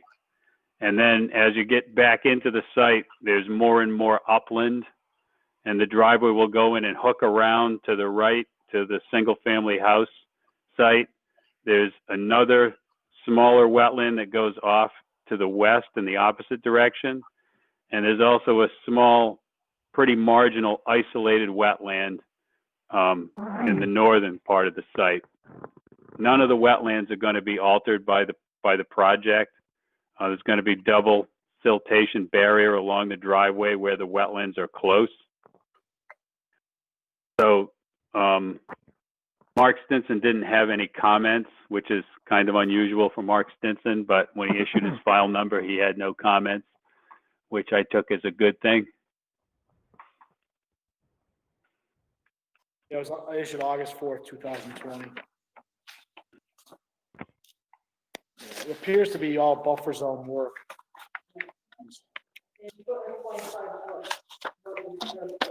Yeah. So with the application, notice of intent says Amherst Road. So that needs to be resubmitted? No, I would say not. He gives the correct assessor's map and plat number. So he gives I'm assuming that's the correct tax map and lot numbers. It is, yes. The town gave it to me. Just see if we have a deed reference in here. Do have a deed reference of 10855, page 20. I have not confirmed it, but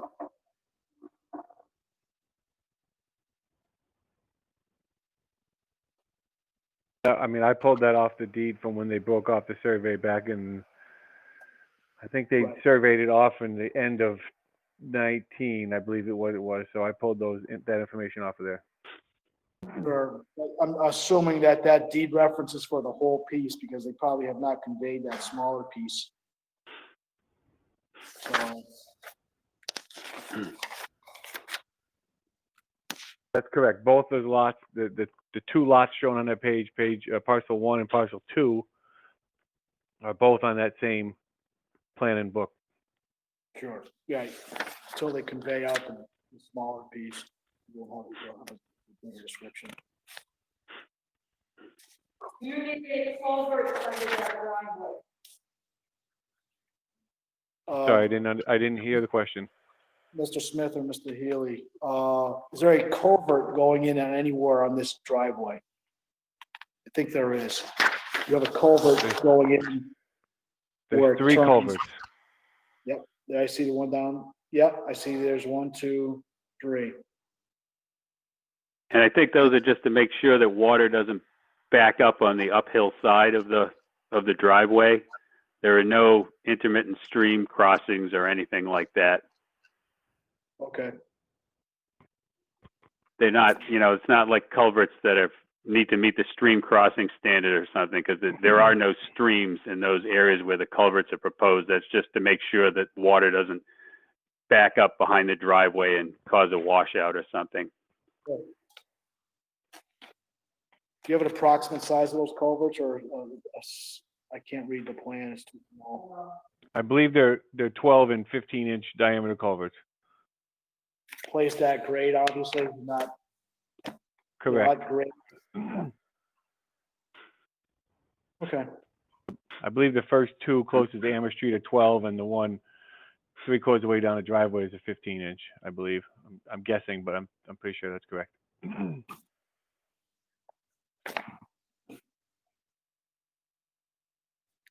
Is there anybody else there out in the, any commissioners have any questions for the applicant? Amanda? I do not have any questions at this time. Wenda? You know what these big brown dots are on this page? EC1? What are those?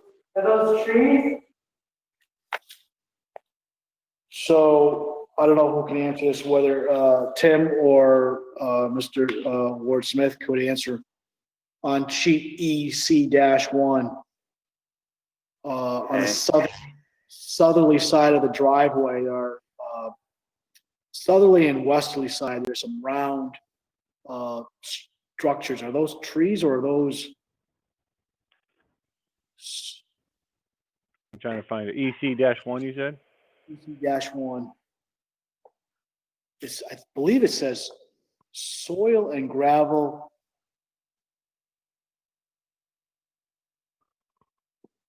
Something. Oh, area. the big circles off to the side of the driveways? Yeah. Various locations?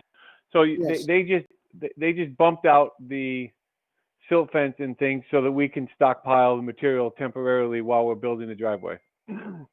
So that says soil and gravel stockpile areas. Okay, very good. So as we're doing our construction, if we need to pile stuff temporarily, that's where they're proposing we put it. Okay, does that answer your question, Linda? Yeah. Thank you.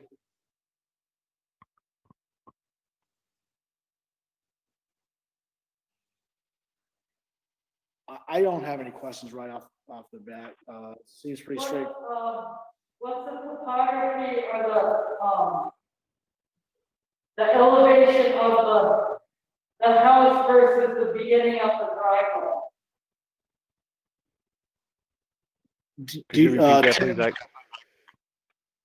The elevation grade at the house is what, 300, it looks like? Yes, 300. Yes. Elevation at Amherst Street? It's like 298 or 295, I believe. So they may have, are they having a basement? Are they watering? Oh, I'm sorry, what was, I believe the question was, what was the elevation on Amherst Street and the elevation of the house, the difference? It can't be 5. Amherst Street at that intersection is 297. 297. So the topography. The house is 300. It seems like the elevation, go ahead, I'm sorry, what was the house, the elevation of the house, 300? 300. Is there a basement? It just seems that there's a lot more contours going on, and maybe I'm not seeing it, but there's quite a bit of. There is. If you were to walk that property, you would see that there is a major side hill coming from the left if you're walking down the property, and it undulates pretty significantly through there. So yeah, the road, the driveway plan shows it going over a high point of about 313. Okay. So it goes from about 297 to 313 on the driveway in, and then it tapers down, and then up to the home site, goes back up a little bit. Okay. The home site back there is pretty relatively level. You know, it's the driveway on the way in is kind of a side slope, as Tim said. Sure. What level was the water found during the test pit?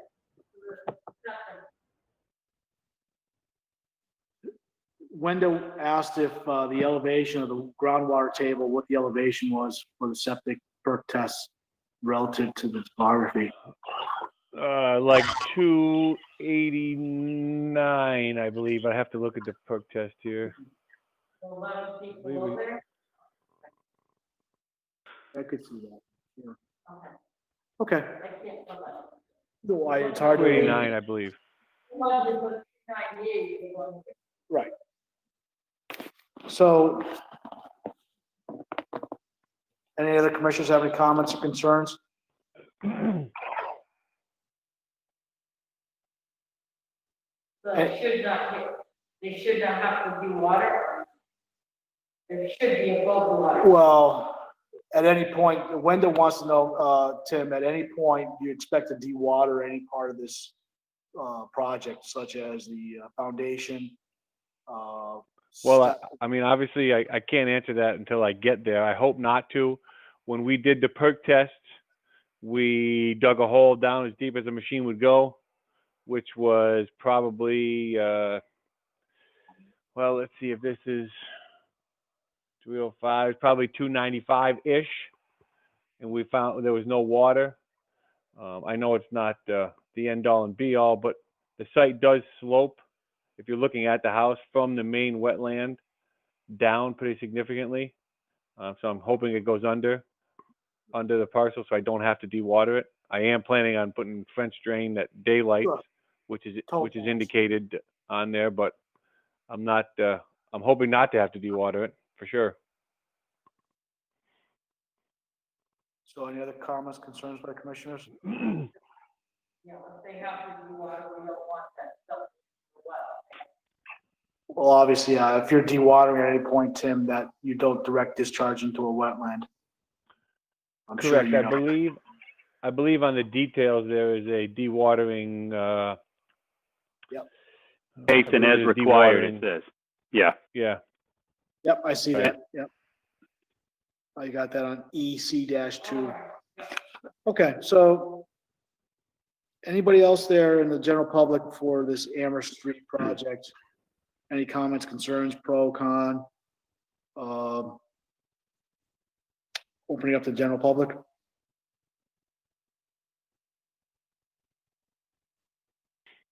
Hearing none, I'm gonna move on. Any other comments from the developer or his engineer, Mr. Smith? Nope, I have none. Okay. I'm gonna close the public hearing. Make a motion, I'm gonna make a motion to close the public hearing. Do I have a second? Amanda? I'll second. Amanda, second. All in favor? Aye. Aye. Okay. So looking for a motion from a commissioner to approve or deny for this project or discussion.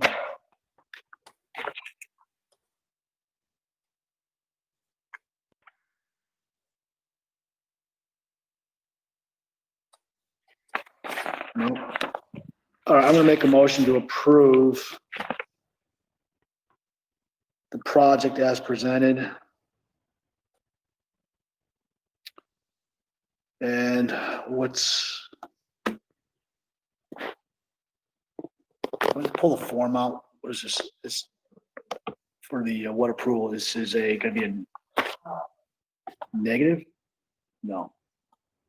It's all buffer zone. It's all buffer zone. So it's not gonna have adverse. Right. It's within the buffer. Negative, was it -3? I don't know.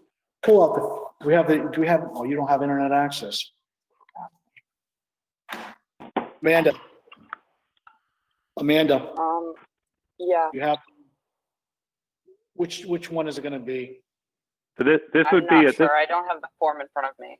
this is Ward Smith, if I could just interject. It was a notice of intent, so it would be a order of conditions, not a determination. So WPA Form 5. You're correct. I'm sorry about that, Ward. Thank you for interjecting.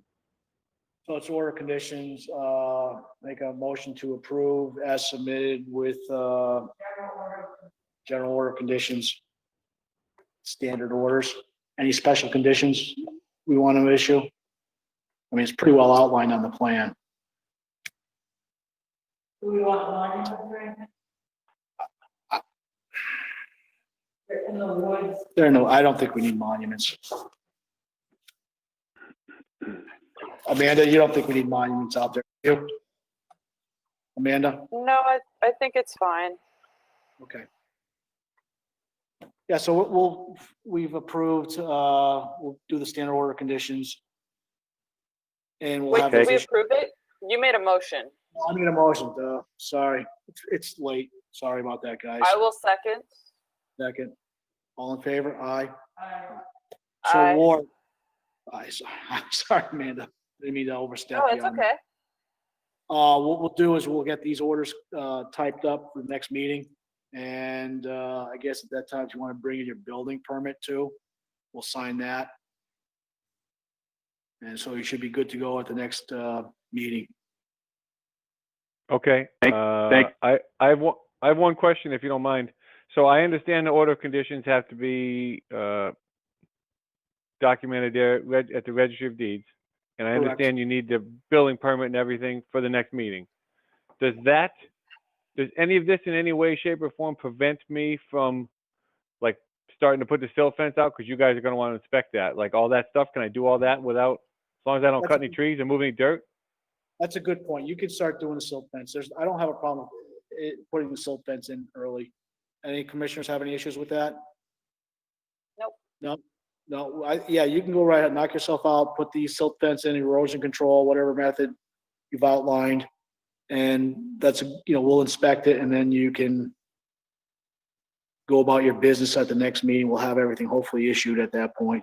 I think I should ask them about big trees. Well, the grading plans dictate where the trees come out, so it is what it is. So if you want to go ahead and put the silt fence in, go right ahead. Okay, Great. you. Thank you very Okay. much. thank You're you. welcome. Thanks, Warden. Yep. Have a good night. Yeah. Ward, good to see you guys. Take care. Yep. Bye-bye. Thanks, Bill. Talk to you later. Bye-bye. Bye-bye. Bill, for a side note, this is Amherst Street, not Amherst Road. Okay. I don't think that's an issue with the application, do you? Yeah, the correct, The plan set said Amherst Road on it? yeah, that and the application, it's actually Amherst Street. I don't think that's a problem. Long as it doesn't cause a problem at the registry of deeds. No, we're gonna correct it on our order of conditions. Okay, Correct it at that level. fair enough.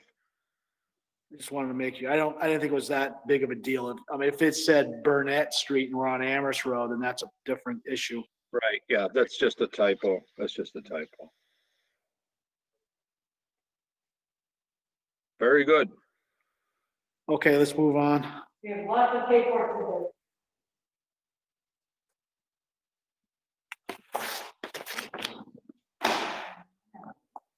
Item 6, continuation at 7:45, notice of intent filed by Mike POPC Development and LLC for proposed construction of a residential subdivision and associated stormwater management structures. The roadway will require a wetland fill and open channel crossing with regards to property located on Carver, known as map 16-B, 15.4, and 16 in the town of Granby.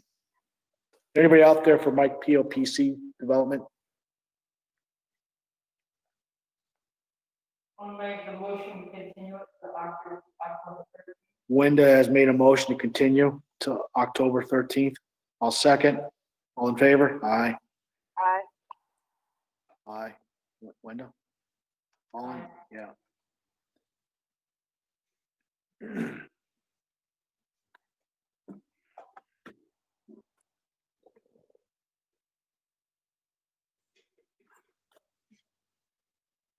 We did Amanda and I did a gravel permit. Like this. Okay. So we're about to sign off on that.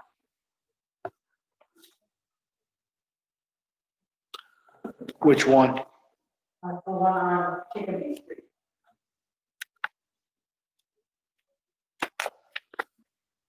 Andrix? Yeah, so Adam. Yep, that was Andrix. All right, so we'll get to that. It's, I'm gonna go right through this real quick. Approved sign gravel permit. So the only one we have now is the Andrix site. Amanda and Wenda have reviewed, and are there issues that we need to know of? So you guys will sign that permit. So Amanda, when you get a chance, maybe try to work your way over to see Kathy. Okay. Let's get this. I'll have Wenda sign it now. Andrix.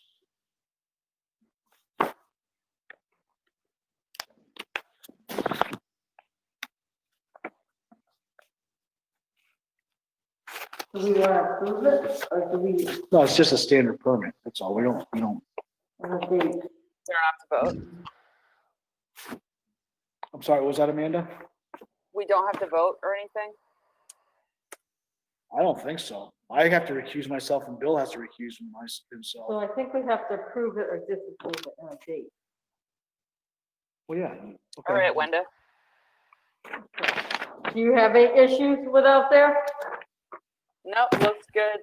They had some great erosion and sediment controls, stormwater management. All right, so I'm gonna check. We approved it, and I'll put today's date. Wait, do we have to like make a motion or anything? Probably. If you guys want to make a motion. All right, I make a motion, we sign off on Andres gravel permit. For 240 Chicopee Street. You seconded? 240 I'll Chickadees. All in favor? Aye. All right. We've got another one here for Andres for 2019, it looks like. That was the other one. That was one of the previous one. And you signed it. Yeah, nobody else went out there, but maybe Amanda would be willing to sign it now that she's been out there. So, okay. We're supposed to have 2 people, that's why I had some. So when, Amanda, same act, if you can, there's 2 for Andres, if you want to take a look at 2019. Okay. It looks like the 2020, I'll put them on top. And Bill, if you could tell Kathy that it's been approved, 2, at least Andres. I'll tell her tomorrow.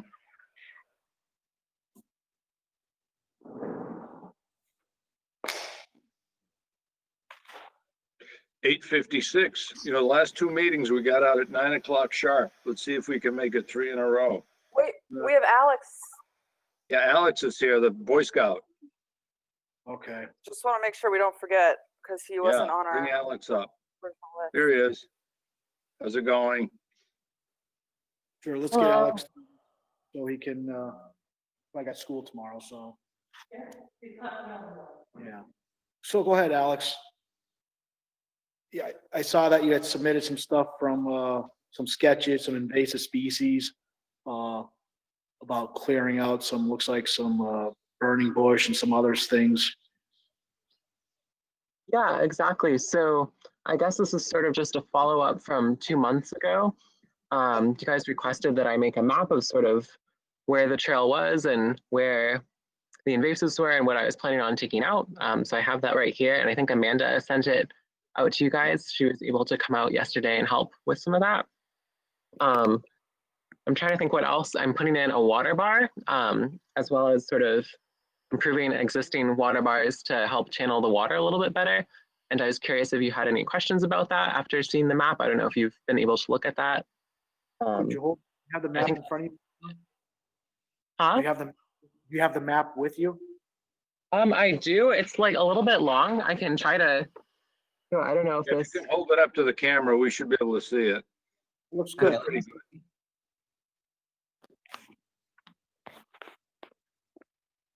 So those species, and what are the purposes of the water bar? So right now the water, it's sort of pooling down the trail in a stream when it rains, which is causing a little bit of erosion, and it's all piling up at the bottom of the trail. And so the idea would be to try to divert the water off so the trail wouldn't erode as much. during Like a rain. diversion berms, okay. Yeah, we use those up on Mount Tom. Yep. That's good. What are the materials of the water bar? Just wood, metal? I'm sure it's good wood, I believe. Yeah, that's what we're going for. Okay. Wood. Is this out of Dufresne? Dufresne's, correct. Wenda just asked the location, it was Dufresne's.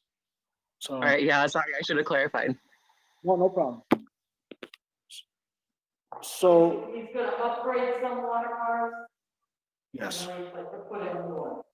So do you have a sort of a written sequencing, if you will, of what you're trying, step 1 is obviously talking to the Conservation Commission. Step 2 is, getting your help together. I'm sure you're getting help to do this. You're not just on your own. Yeah, so since last meeting, I've gotten my proposal approved by council. So we have like sort of a whole sequence of things with scouts already figured out. So I've gotten approved by council and by my troop.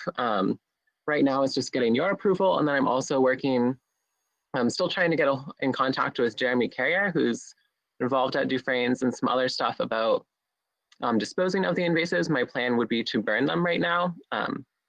Still working that out and just getting his final approval and your approval. And then I'll be working on gathering materials and implementing the project. Okay. Where are you going to burn it? Yes, where are you going to burn them? So that's still to be determined. Right now, I'm hoping to be able to burn it on site at Dufresne's, not like in the woods, but out in the parking lot probably, or it's still to be determined, to be talked with. I'll have to talk to Mr. Carey about it and the fire department. Yeah, invasive species.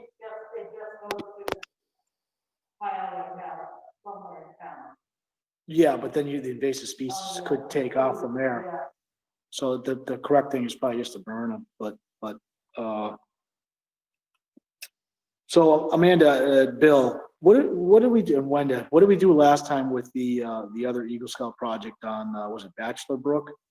He cut and, how did that progress? I think we had him do the project, photo document his work, and come in and issue a written report or a oral report to the commission after the project was completed. Sure. And this is the same line that we're gonna be asking, I'm guessing. It's basically maintenance of an existing trail, if you will. Is what we're calling it, correct? Bill? Yes. Man. Or I don't know if that's a question for me, but yes, I'm hoping to just improve maintenance. Sure. Yeah, trail maintenance is a good title. Exactly. So thanks for any other commissioners have any questions? Yeah, Alex, so when do you plan on starting this month?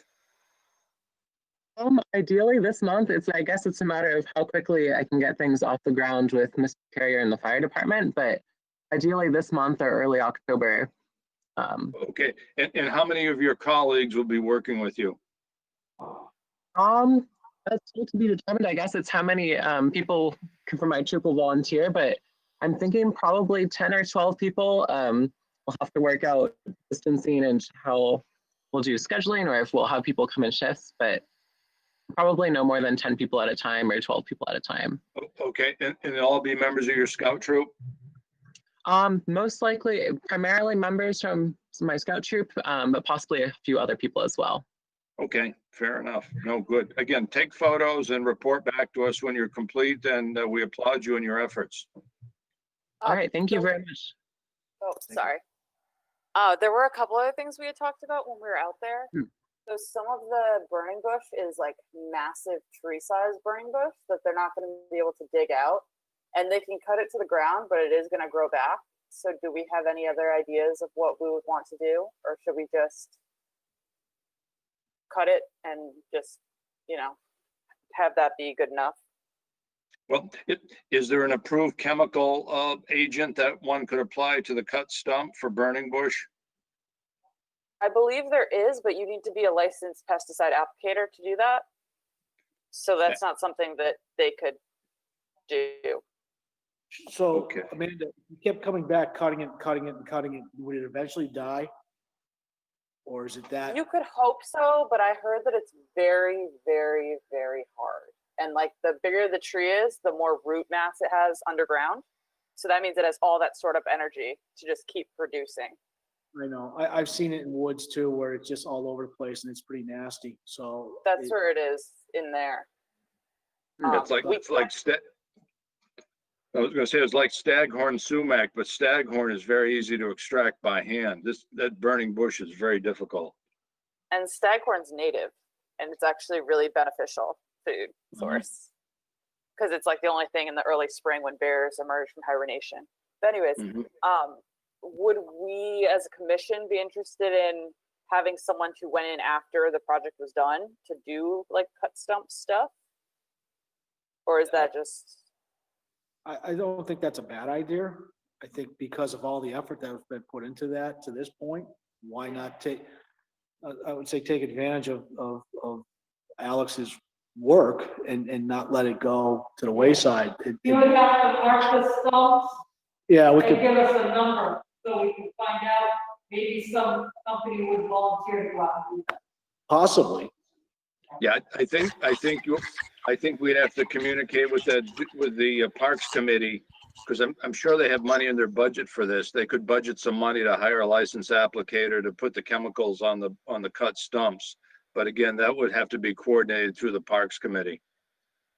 Okay. Is it, yeah, so I think we should look into that as something that needs to be done. Like I say, if Alex can go through this effort and doing this, it doesn't make sense to let it grow back. That's right. Yeah. I'm in favor of doing it. If we can either if Alex, if you can find a person that might give us a number, if you will, or if you want to look into how much of a budget that would be, a cost, and we can talk about it as a commission, and maybe the Parks Commission can either between the two of us can either come up with some monies or half the monies or all the monies or something, just so that this I can. guess we'll have to know how it's done for us. Right. So Alex, I guess as you cut them and the ones you cannot, remove the stumps, then we'll get a chemical treatment to either eliminate it, that stump. Yeah, that would be great. About that, so obviously I'm still a little ways out, but would I sort of mark the stumps with flagging tape and then you'd be able to go back and look at it, or how to go about that? Some ribbon or flagging, and we can take a look at which ones which ones they are, and figure out how much it would cost to eliminate them. You know what I would do? I'd have them flag them, but the flags may not be that persistent. I would use maybe some colored spray paint of some sort. Just spray paint the top of the stumps, so that will be highly visible during the winter months. That's fine too. Between flagging and spray painting, do a combination of both so that we know exactly where they are, and again, the flagging tape doesn't disappear. Yep. Sounds good. What? I'm sorry, go. I was gonna say, so that's all with the stumps of the burning bushes. I know there's at least 2. There might be more. We'll see how much we can dig out. I did have one question about water bars, if we're okay to move on. So my plan right now is there's 2 existing water bars that I'd hope to sort of refurbish, which I believe when Amanda and I talked about it, it looked to be fine. But I'm also hoping to put in another water bar further down the trail, which is closer to sort of a wetland area, altered wetland, I believe is what Amanda classified it as. And we had talked about putting one in down there, which would be more ideal since it would go off trail downhill, which everywhere else it seems to be going uphill. I guess it was a question of whether it's okay to put something in there, or if I should try to work harder and put in a water bar that goes uphill and try to dig it out. I don't know if Amanda, you want to chime in at all on that? Yeah, if I'm so there's explaining just, myself. yeah. So it looks like there's kind of a ditch cut along the side of the trail, like farther out in the woods, and then also a low spot because it's the bottom of a hill. So there's erosion going down the trail towards this low spot, and there's sort of a wetland area. And would it make sense to just have a water bar that diverts it into that area, or would that cause more erosion? And should we have it rather go somewhere else instead of having it go right into the wetland? I couldn't answer that unless I physically saw it. Do you have any ideas? I mean, obviously, the water bar is diverting water to either slow the velocities down and push so that as it doesn't build up speed and velocity and volume downstream. So my thought of a water bar is the more you have, the better it is. But that's right. That's right. The more you have, the less each water bar would be carrying. That's exactly right. Yes, definitely. And also at the low spot, I think they were looking to add some sort of a crossing. So like swamp mats or something to, because that area, it's the low point in the trail, but it's also near this wetlandy area. Okay. So, Well, the Yeah. swamp map permanent. it would be something that people could use, like, I guess, relatively permanently, but not like a permanent bridge that a vehicle could drive over. Yeah, the plan is to have it be mostly for pedestrians, just so they could walk across and then leave room on the side if horses or other people want to use it. But mostly for pedestrians and possibly bikes if they're able to get across there. You have to look So at it. probably 2 or 3 feet wide. Yeah, I think we'd have to look at that specifically. That might require a little more engineering. And potentially might trigger a wetland permit. Yeah. I don't know, let's try not to do anything like that at this point, but we'll take a look at it as you get closer towards your end goal. I don't think you have to do a permit for No? the trail stuff. I think there's an exemption, especially if you're doing something minimally invasive. Like if we were bringing in fill to make a raised path through the wetland, that's different than having something that's more porous that will allow the water to kind of move through it. Sure. Yeah, I'd really have to take a look at it, but yeah, if that's exempt because you're using something at grade that's stable and doesn't change the characteristics of the wetlands other than making more stable to walk across. I mean, I'd be good with that, but I'd have to look at it first.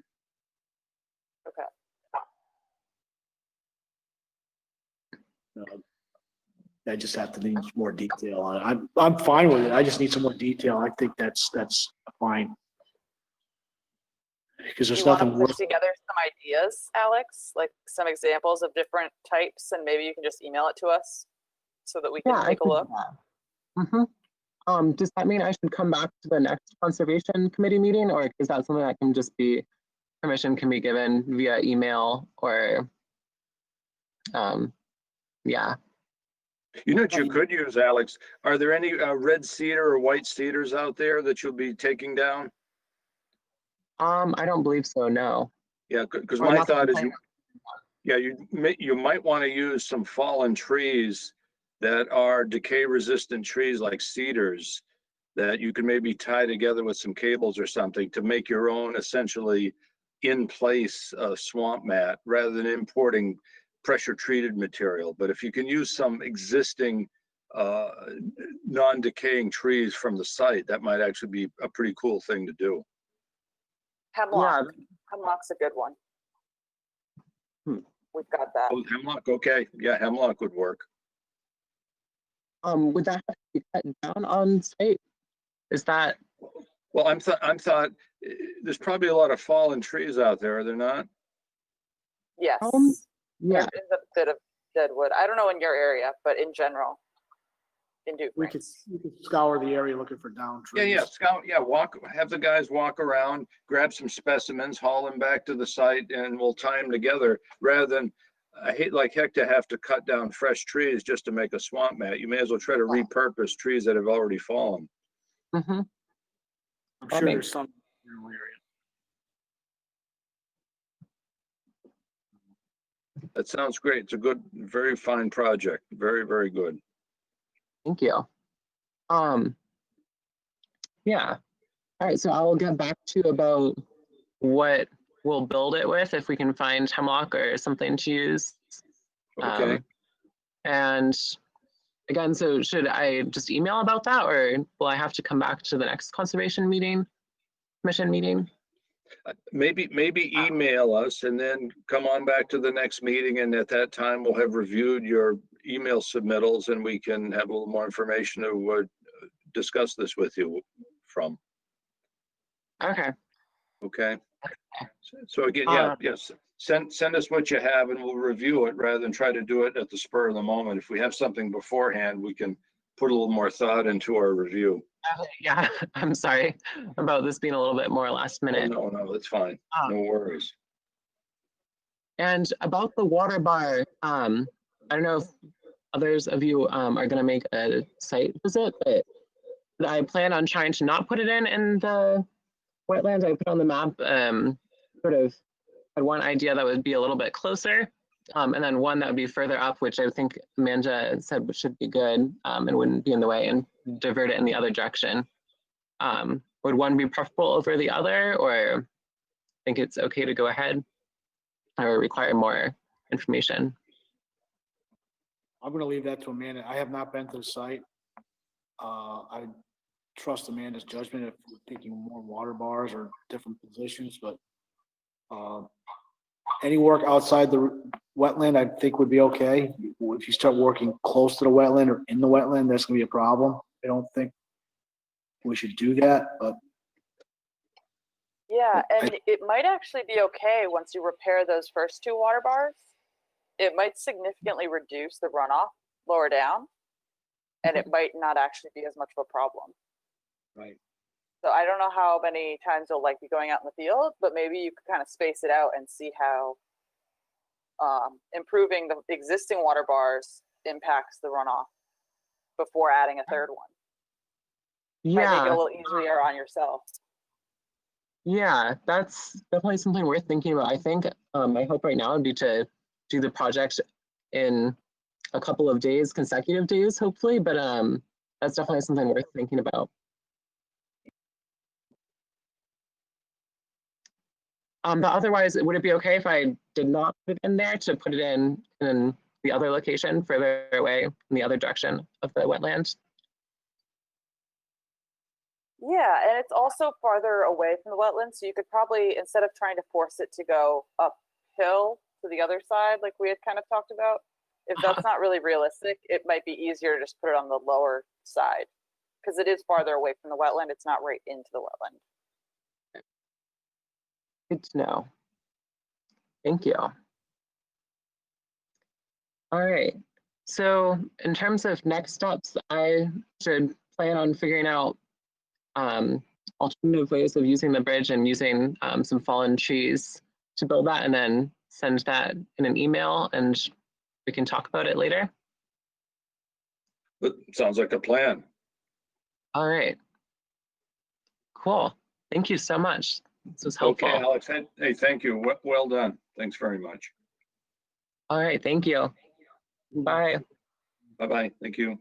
Bye. Good luck. what was that, Wenda? The Lavoy house that was supposed to sell in the port that we did the site visit for, they needed the COC to sell the house. Now, this is it. I have no idea. I pulled out everything is over there. I went through it, and I'm still going through this stuff, and I don't remember seeing that in there. I remember you talking about it. Does anybody recall the Lavoy project? Remember the, Yeah, let me, south I've got side of, some, yeah, I got some info for you guys. Give me about a minute and a half here.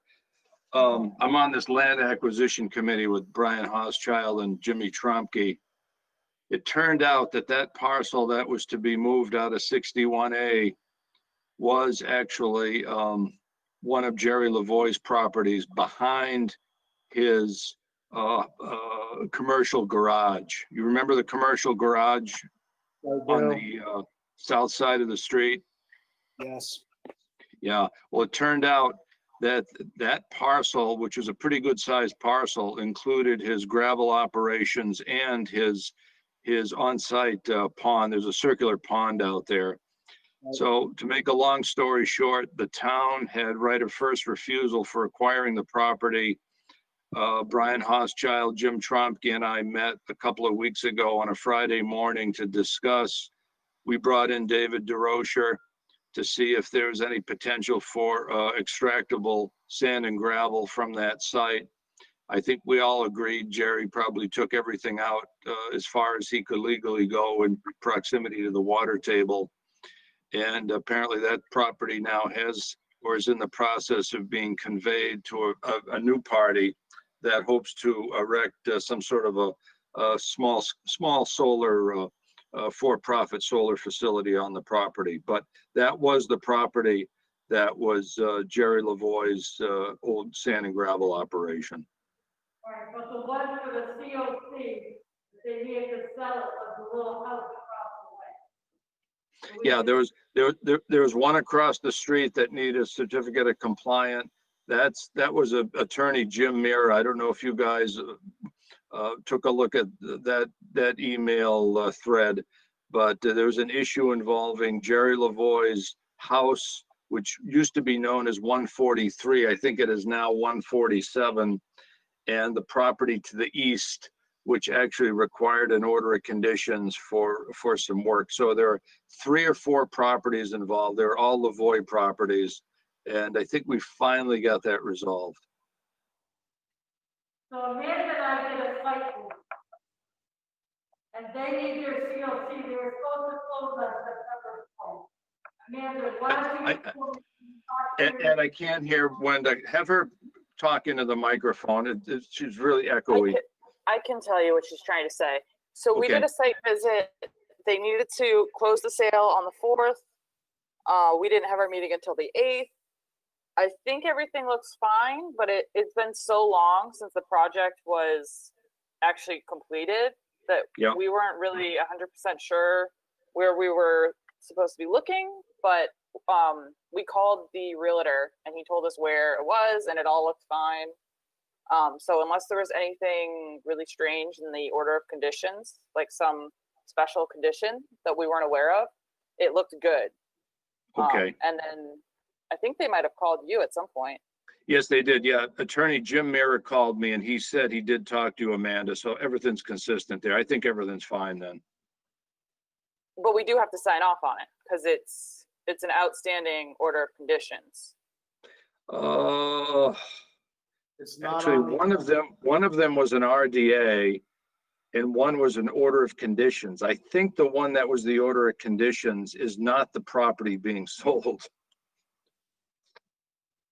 That was my last discussion with the lawyer. I could be wrong, but there were 2 parcels because I talked to Don Frederick. Don Frederick was the engineer surveyor of record for the projects, and Jerry's old house, I think, had a RDA attached to it, which of course was a non-issue. But the house to the east had the order of conditions, and I believe that one has never been signed off. But the building being sold was the house next to the stream, which was Jerry's old house. And again, that one had the RDA attached to it. So I think it's kind of a moot point, but it was somewhat of a convoluted situation, to say the least. Yeah, it sounds like it. Yeah. Well, at any rate. We had 3 projects that we're looking at. One was Jerry's old house. One was the lot next door, which would had the order. And then we had the 61A thing across the street. And and then I think there's actually an order of conditions for the installation of some power lines in the riverfront area across the street. So there were actually four Lavoie properties involved there. It's not on the agenda, so I don't know what to tell anybody. It's not here. I don't have it in front of me. I don't have any correspondence. My understanding is everything's good. Everything's good there now. Okay. Move on. Let's go through this real quick. Administrative duties, commentary. All set? Yeah. Post the next meeting. I'll post the next meeting for October 13th, 2020, please. Minutes. Amanda, you're taking minutes as best you can, I believe. Where's Wenda? Wenda's taking. Yeah, I reviewed Amanda's minutes from last month and they were fine as far as I'm concerned. Okay. Well, when we get this COVID thing together, we're gonna need one meeting just to sign minutes. That's my guess. Bills to pay. I have nothing here in front of me for bills to pay. Anybody have a bill that needs to be paid? I think Amanda, you had a reimbursement for a seminar, didn't you? Yeah, I received. Okay, so we're good on that. Okay. Financially quarterly updates. I have no new quarterly updates.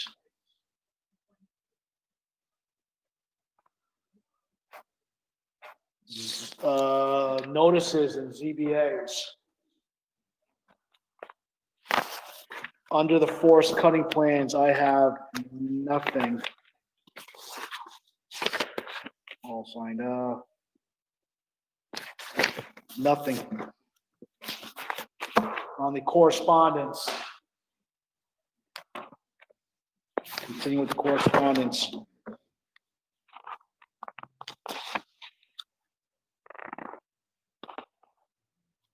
I have a email dated September 2nd, addressed to Kathy Leonard. Just checking the status of signatures. Is there anything I can do to get this signed? This is regards to Brault Order of Conditions, 165 Okay. Yeah, that's Donnie Frederick did the permitting. That was on, I guess, Chicopee Street, and Doesn't tell me. it was either School or Chicopee. Yeah, it was either School or Chicopee Street.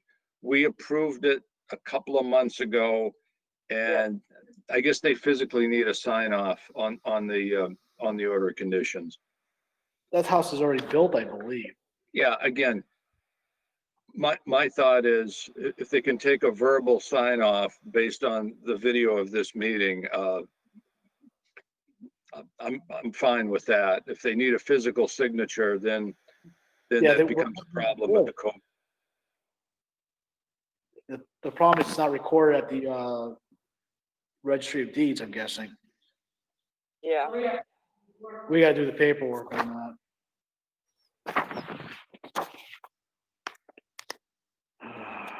Well, did they filed their notice of intent with the registry, correct?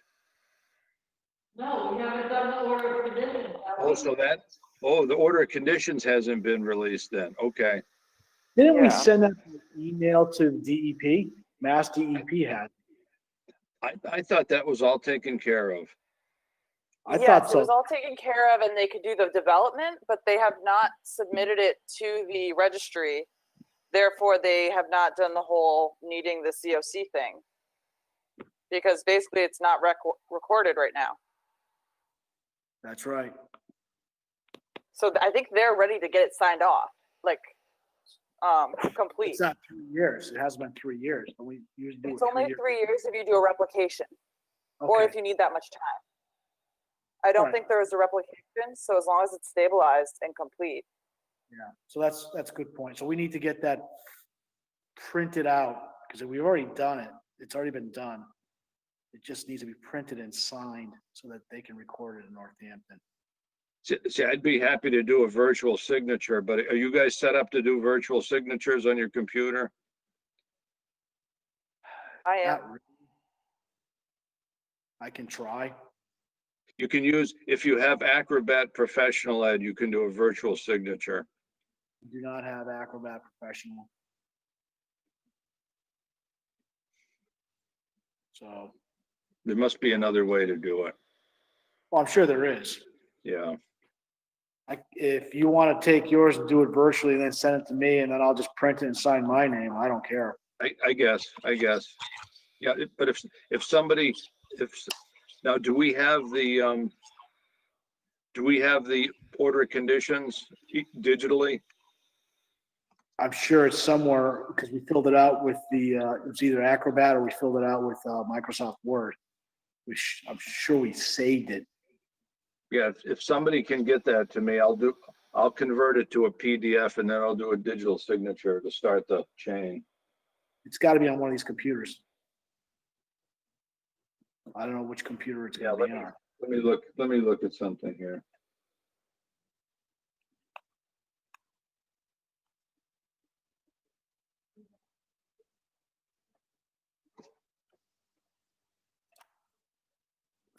All right.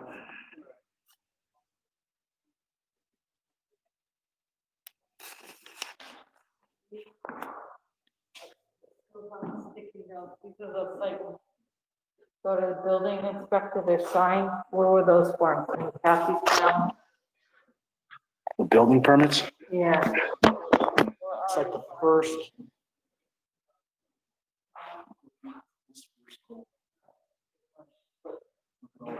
Building permits? Yeah. There you go. Underneath. Something done, keep moving. All right, so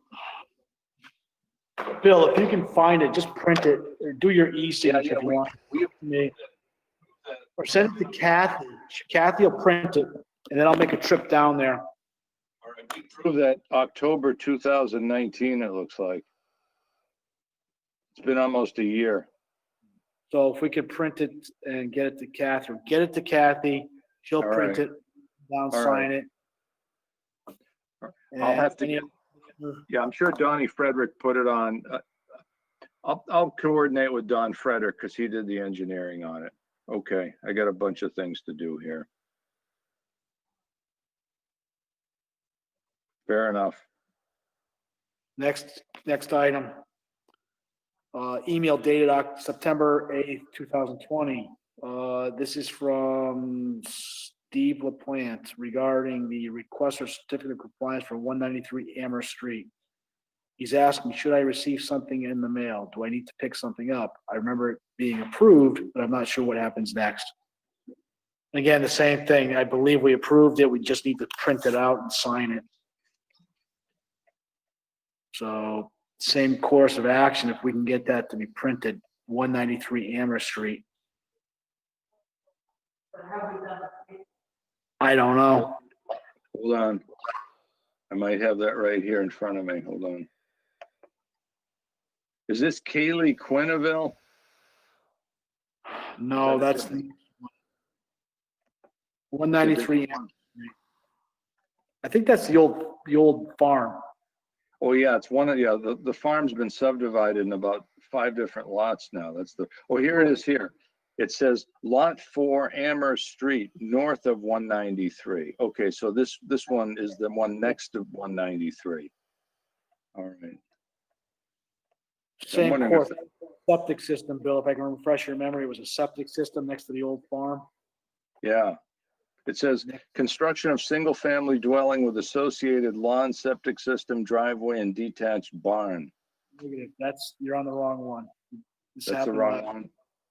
All right. 183 Amherst Street, that's an existing barn, existing farmhouse. Yeah, that was, that's, Yeah, I was here when we approved that. It was a COC. Kizior, that's the Kizior farm. That's right. We approved it, just need to fill out the app or print and sign. Could Kathy take care of that one? I have no idea.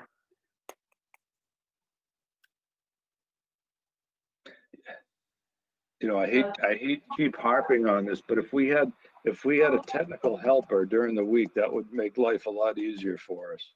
I would agree. I wonder if Amanda and I can be here and get these done somehow. I don't know. You guys, yeah, if you can meet here, that's fine. That's. Well, not if a you got, problem. I feel you guys should get paid. If you're doing work off hours like that, you guys should be getting paid for that. Well, You know, it's not fair. my battery's getting real low, guys, so start. Okay, hey, listen, it's 9:30. It's time to go to bed on my end, but very good. We have like 4 different forms to do. We got 2 or 3 more to do done. It's already 9:30. I'm already stammering. We're gonna make a list that circulates between them so we can start somewhere. We know we have a list of, yeah, it's. I move we adjourn.